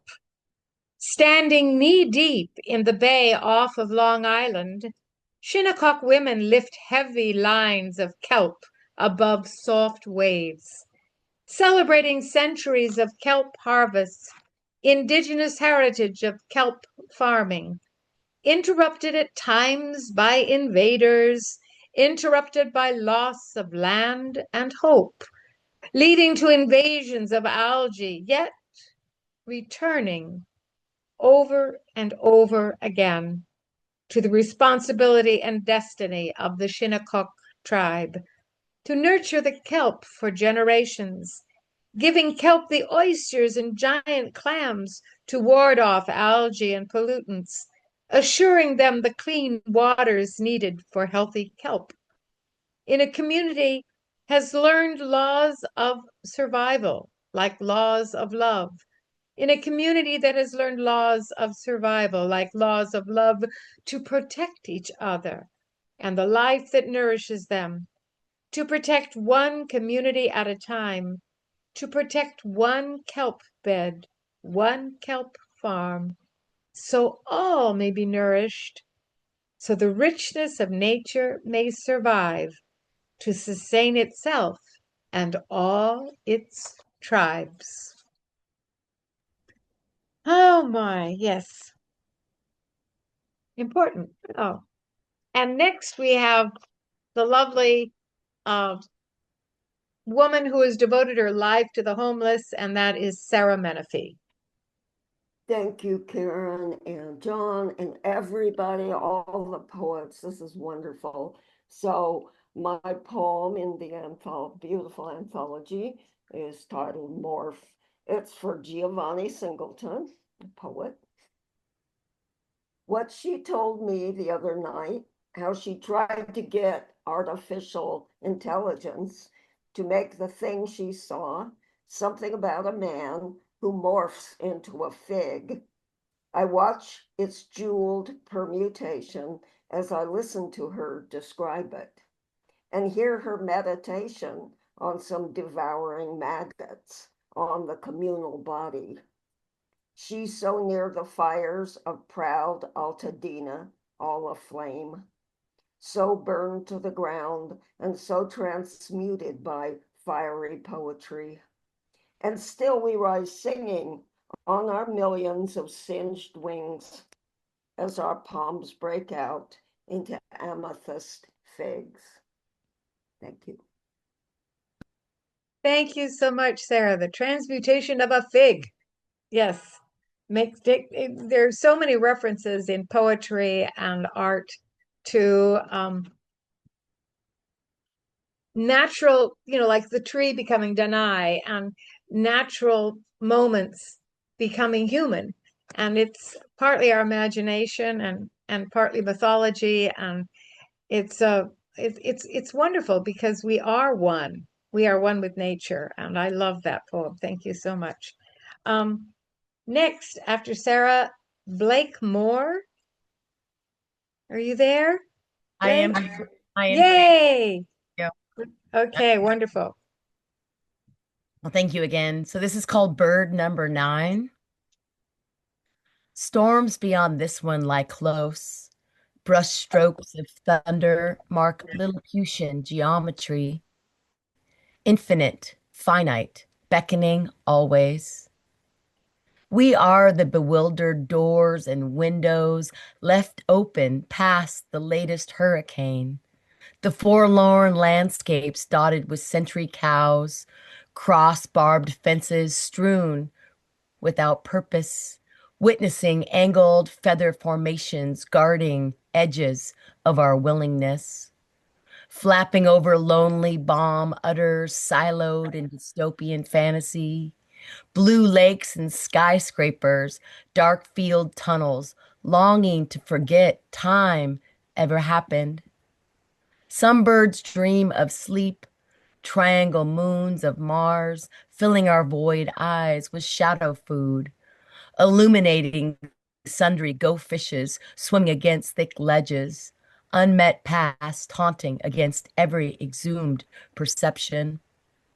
How much longer will our gestation fly unmanned, spin and spiral into the vacuum, dump us into another start? Who else is going to howl the lone wolf heart into a pack of curiosity? Forge a path greater than the shortcut bought and sold across the story.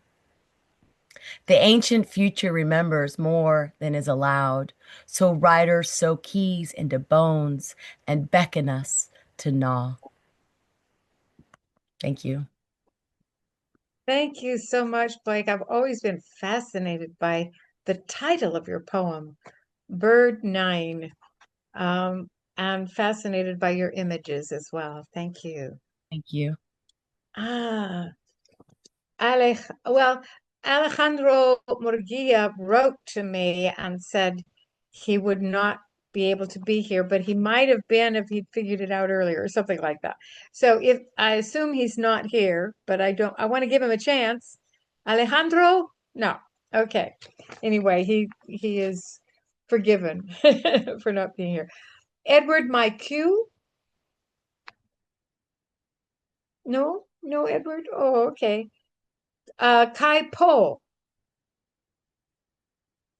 No Kai? Okay.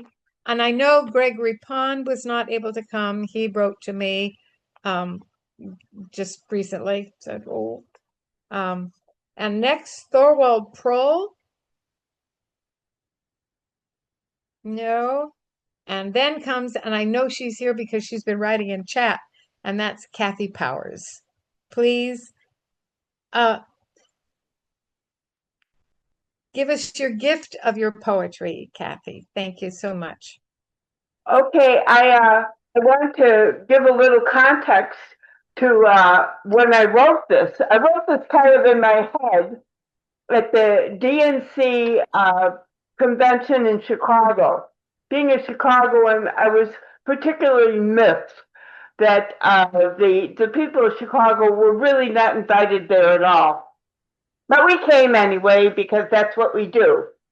So we were in the park behind United Center where the convention was, and we were singing and dancing. We were celebrating being alive and being people. Police came in with their SWAT team and faced us. You know,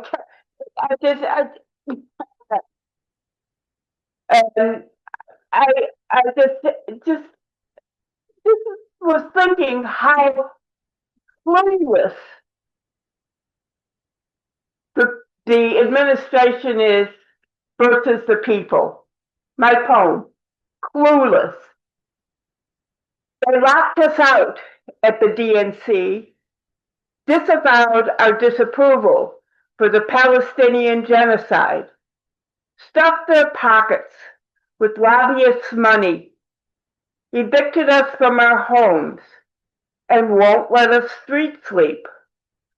Put profits over healthcare, safety, and civil rights, and still don't understand why we won't vote for them.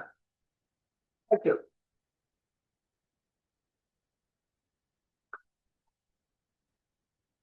Thank you, Kathy. I wasn't sure if that was all context for the context or if that was it. I am so much with you. I just like to say, Viva, Viva Palestina. Yeah. And I feel so strongly about the, I would use the word fascism that has visited our country with these invasions by our own government into its people. So thank you for that. And now I would like to reintroduce to you someone you all know, and John Curl, because he takes it from here. And thank you, all of you wonderful poets. It's so far been just such an enlightening and transforming afternoon. So John, back to you. Oh, thank you, Karen. So to get into our final group of poets, I think Nick Samaras is here. I'm not sure. We Yes, probably I'm should here. check again on all the Yes, people that we missed at the beginning. Mute yourself, Karen. I am Okay. here. Thank you. No. I was just wondering if before you finish up, John, to check back on Opal and all these other people that weren't here at the beginning. That's all. Now I'm going to be quiet. Thank you. Thank you. Can you hear me well? Yes. Thank you. Honored to be here. Just enjoying thoroughly this presentation for everybody. My contribution is entitled At the End of Land, the Wind and the Rain. All that dense night, I stayed up with the window open as I watched the endless deluge and wind, the black and silver shimmer of rain cascading down the solid block of night. How the tempest touched me, dry in my room, safe underneath the violence. The moon rippled in the bay like a gold Byzantine coin, keeping me company in the cliffside retreat I came to, desperate to escape my life and recharge. I loved that late sleepless evening and think of it often, the descent back down from the parapet washed out completely, the shiny black hours, the joy of shelter in a torrent, to sit for hours and see the earth in its cleansing, to be enraptured by such ruin and replenishment. Thank you.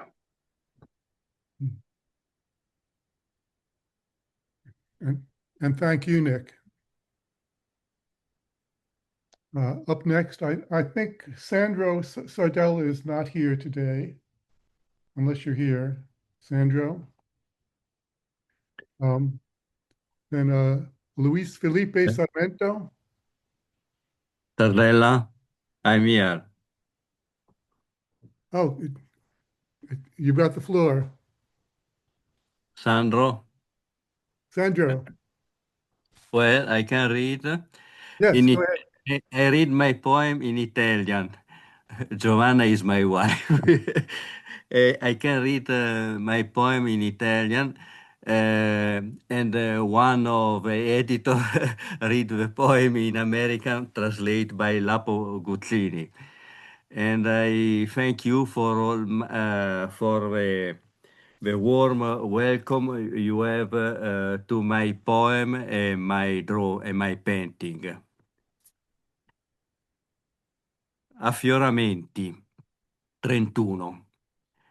Guardati alle spalle, non scrivere oltre.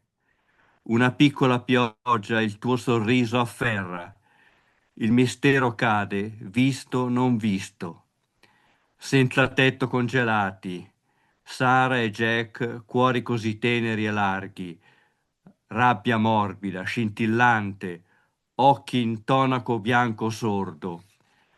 Costruendo musica, un sudario di stelle, la corona grondante dei vincitori, la nave dei folli. Fuori legge ho bevuto grappa a fiumi, brucio poesie invisibili all'americana. Contro i muri il pallone rimbalza. Tutto attorno silenzio. La poesia è una lingua straniera come l'odore del mare nei quadri putridi di un museo. Juan Carlos Mestre. Il balsamo del bitume. Jim Morrison in Parigi. Arthur Rimbaud in Djibouti. Corrado Levi in New York. Jack Hirschman in Salerno. Demetrio Stratos in Atene. Pastelli colorati, voci bruciate, scatto di foto, mangio i ricchi. La guerra è bella di dollari, saltimbanco, le ore palpitano, il vuoto lasciato dal tuo profumo, leccare le palpebre, nessuno si ricorderà. Lamentazioni sotto la sabbia dell'alfabeto, parlare a bassa voce, i prezzi aumentano, le idee crollano, grida al sole, nudo planetariato, libertà confezionata, vuoto a perdere, parola alta, diamante di merda, vorticare, abbracciarti di meraviglia. Ci sono piccioni che cagano sulla testa dei generali. Punto a capo. Tilt.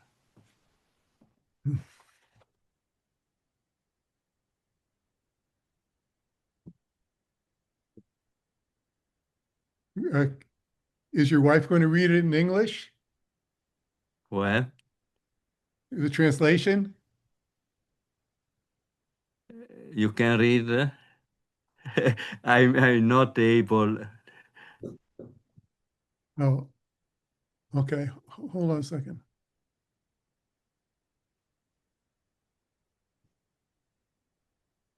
Uh,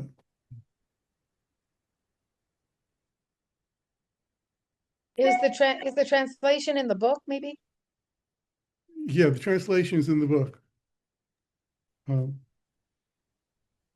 I What's- wouldn't mind reading the Surface. English. Who said that? Sarah, I'll read the English. Okay, Old friend- Sarah, go my read the old friend English. Sandro. Sarah, read the poem in English. Okay, Surfing sings 31. Watch your back, right no further, a little rain blows cold, your smile grabs, the mystery falls, seen, unseen, frozen, homeless. Sarah and Jack, heart so tender and wide, soft anger shimmering, eyes, white death plaster. Building music, a shroud of stars, the victor's drenched crown, the ship of fools, outlaws. I've drunk rivers of grappa. I burn invisible poems, American style up against the wall. The ball bounces, silence all around.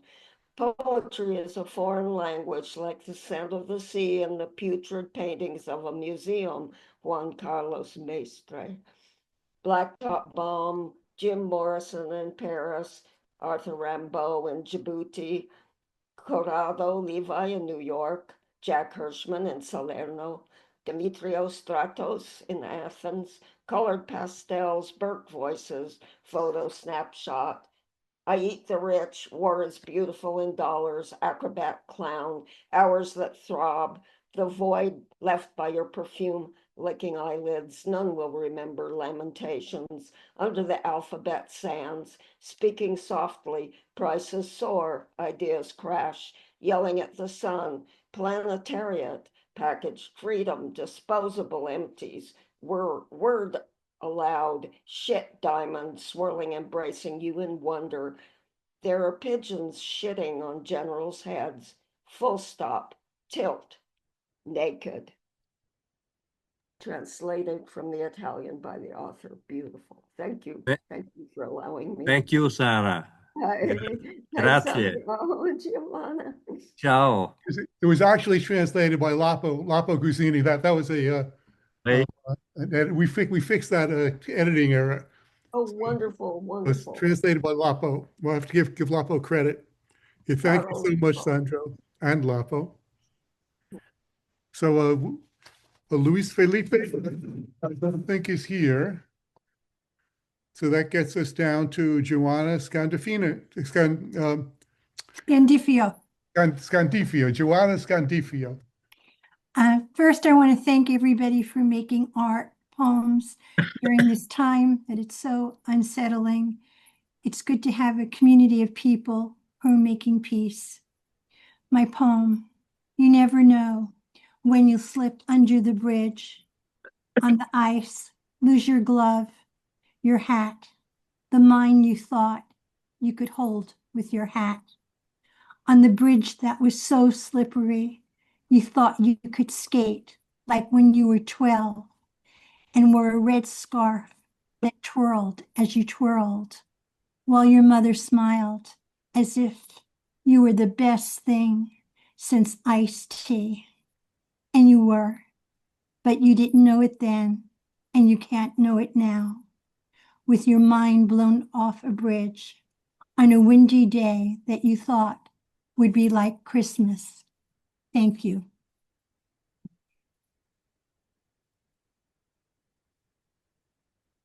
And thank you so much, Joanna. That brings us to Leslie Edmond. Okay. Yeah. Thanks to the editors and the wonderful poetry today. It's been a real pleasure. Who says? The poem said to wander. The poem sat beside itself in grief. The poem said to wonder. The poem took every poem about peace it could find and prayed with them. It took all the protest poems from rallies and marches and dungeons and held them in its arms so their sorrow and their anger and their fear could rest. The poem slept with every love poem in every language. The poem made 3 wishes, 7 leaps, and 42 promises. The poem built a house for everyone, secured medicine for the sick, food for the hungry, water for the thirsty, and books for all. Who says poetry can't do anything? The poem said it was you and you and you.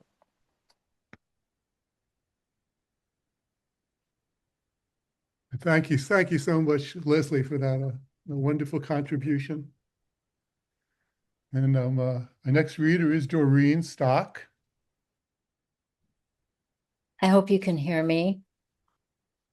Yes, we can hear you. Okay.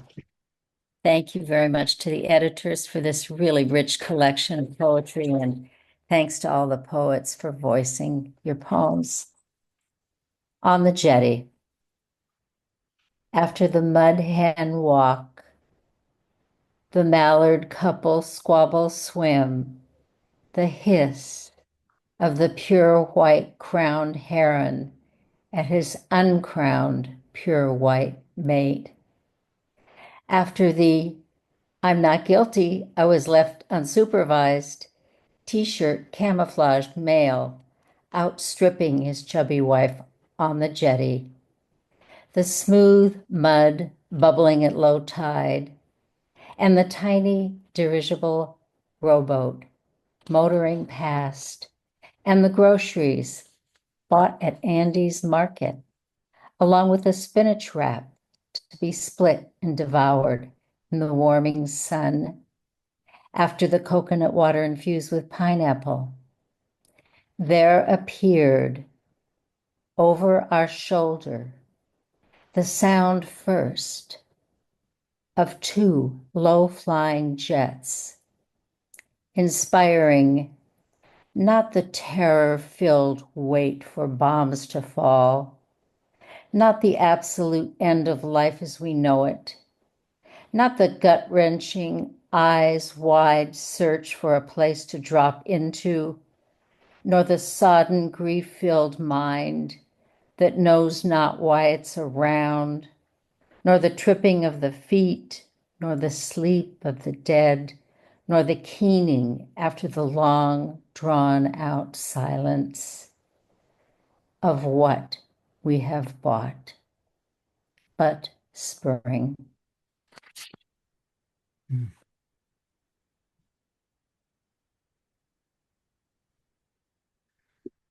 What an amazing group of poets we have here tonight. Just a classic. Everyone takes us to a new level. So that brings us to Matthew Talebi. Hi, John. Hi, everybody. I'm Nilufar Talebi. I'm Matthew's daughter, and I'll be reading in lieu of him. Thank you so much for all your labor working on these books year after year. And thank you to everybody who makes poetry and makes art as acts of everyday living and resistance and beauty making. So here's Matthew's poem called Aroma of Serenity Soaked in Red. The book of history, the book of authority, written in red, sealed in red. All swim in the river blue, white wash my living condo in the garden of cherry blossom, write a book in baby blue. Thank you.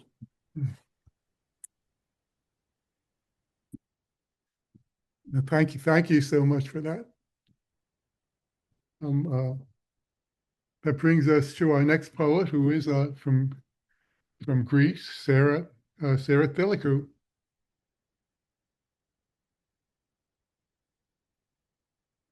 Sarah? Hi, John. Can you hear me now? I can hear you. It's great to see you again. Thank you so much. Hi, Karen and Barbara, and hi, everyone. I'm going to read you my poem, Chorus from Antigone in Haiti. The mute nights have dug her face, where her eyes used to be. The universe opened two black holes, where her mouth used to be. A speechless tree sprang up, with its branches covering the body, seeking its place in space. She could now do new things, like seeing in the dark with open eyes. Her persistence rewarded her as shadows became more defined. She could clearly discern a camel in the desert of the room, a heron diving into the lakes of tears. His face more clearly everywhere, especially with her eyes shut. She could talk with the whole world of the balcony, the cactus, the olive tree, and the aloe. Her patience rewarded her as a human being who suffered and was forgiven. She could remember all that she forgot, indifferent as it was, to forget all that she would remember, and they disturbed her. Above all, the movements of their bodies in the water, the air lifting her hair, the earth quaking and burning by fire. He could write ever more peculiar things, oracles and prophecies and fairy tales, especially those with a happy end, but even those never-ending and lasting forever. Those she much preferred, as well as the ones with no beginning or end. They all fit, she would say, in the human condition. A phrase she would rather reject, as it could not fulfill any criterion of orality. She could also fall into silence incomparably, hiding the unstoppable movement of the mind, the unstoppable heartbeat in a rhythm, a name, a purpose of the world.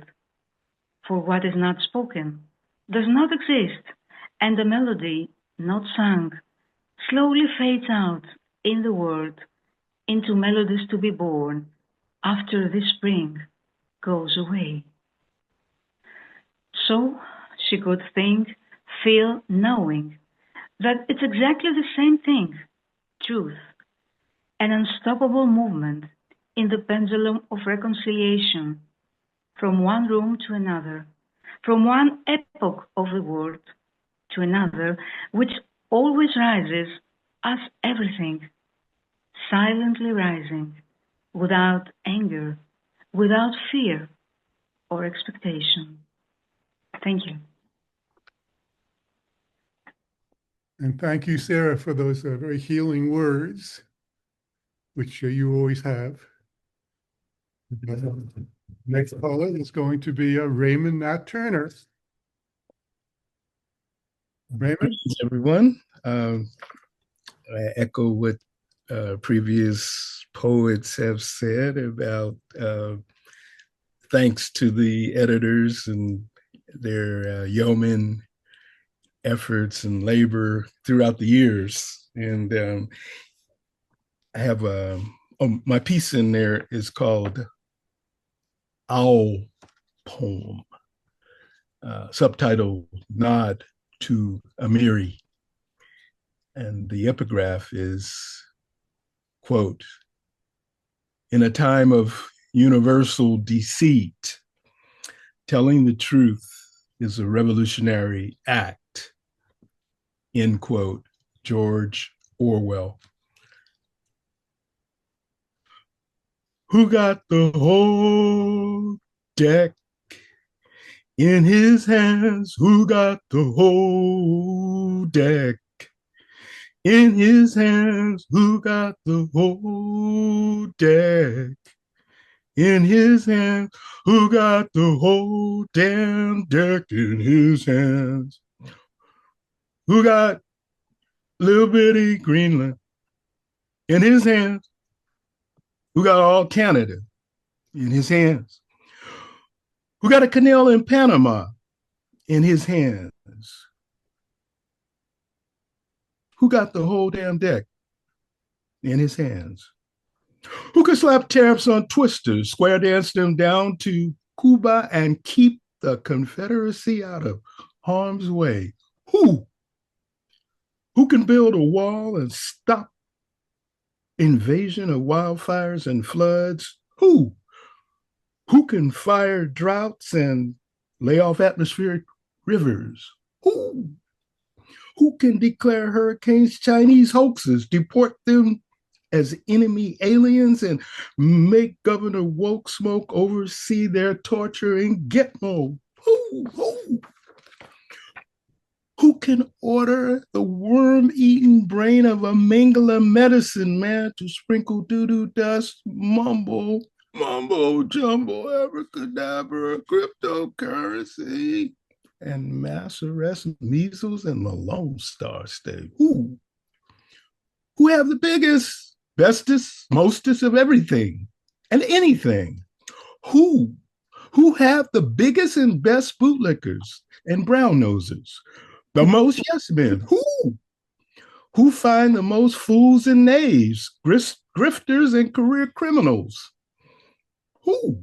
Who give the most pardons to police and soldier thugs posing as patriots? Who? Who build the biggest wall? Who might take the biggest fall?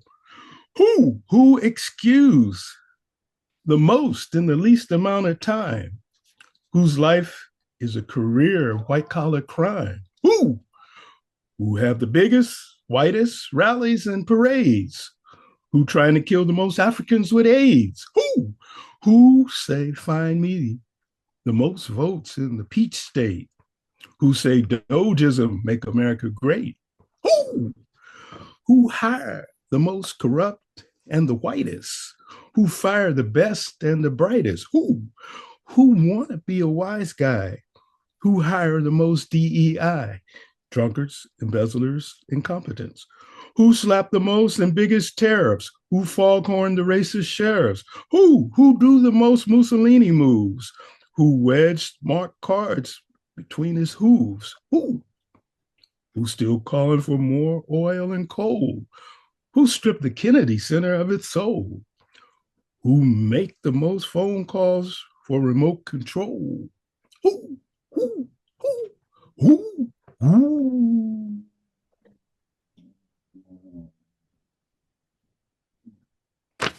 Thank you.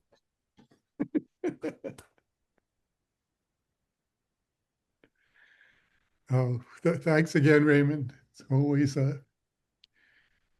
so powerful and so to the point.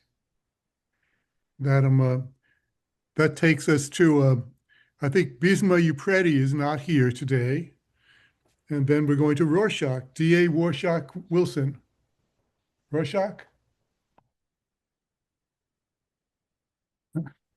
Greetings.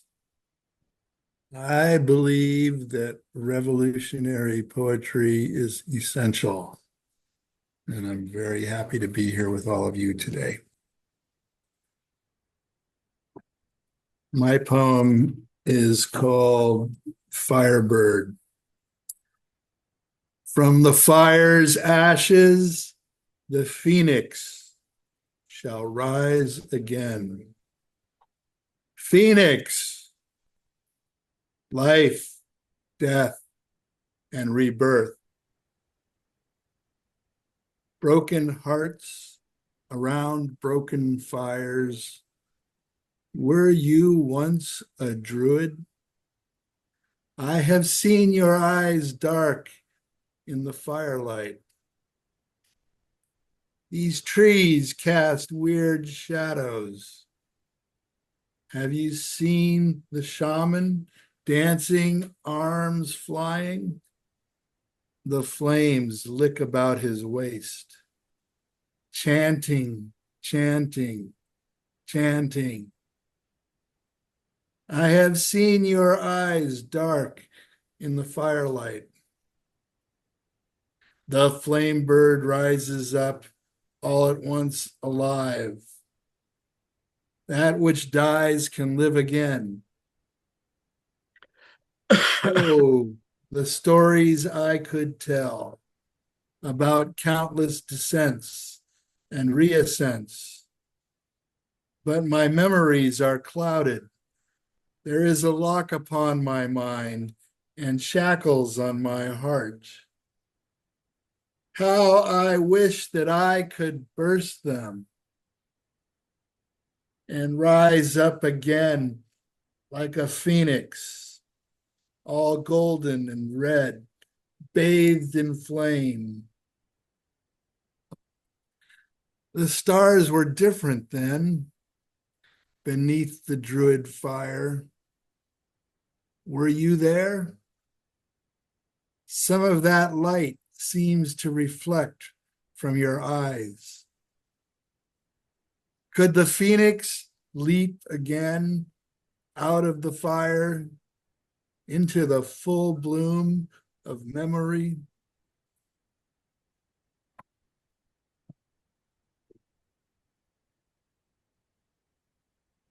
Thanks again, Rorschach, as always, as always.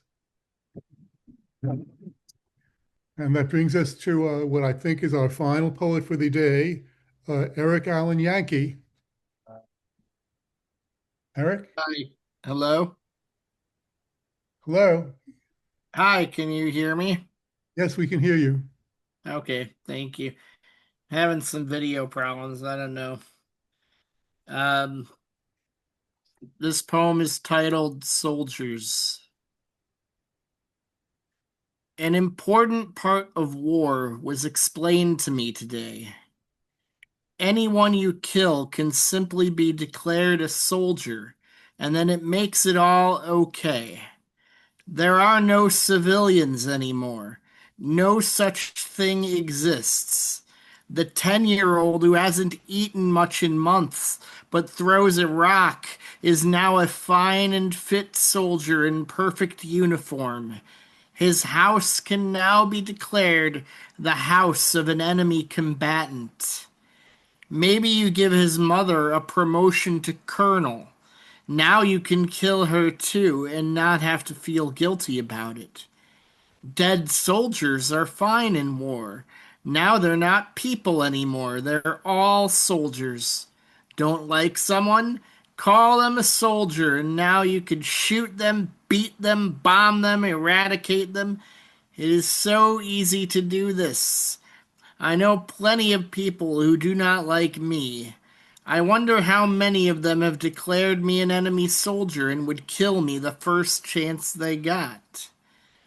Dead civilians certainly won't fly, but change one word, call them soldiers, maybe enemy combatants, and you are free to go. It is funny how war works so well when you are looking for reasons to kill someone. Even the poets who cry out for peace can be called a soldier. Thank you. Or as we've now learned as of like yesterday, anybody can be called a terrorist too if you know who decides you're a terrorist. And thank you again, Eric, for for those very brave words, and for all the poets here. We're all speaking with many voices, or singing with many voices, but we all are really talking with one voice.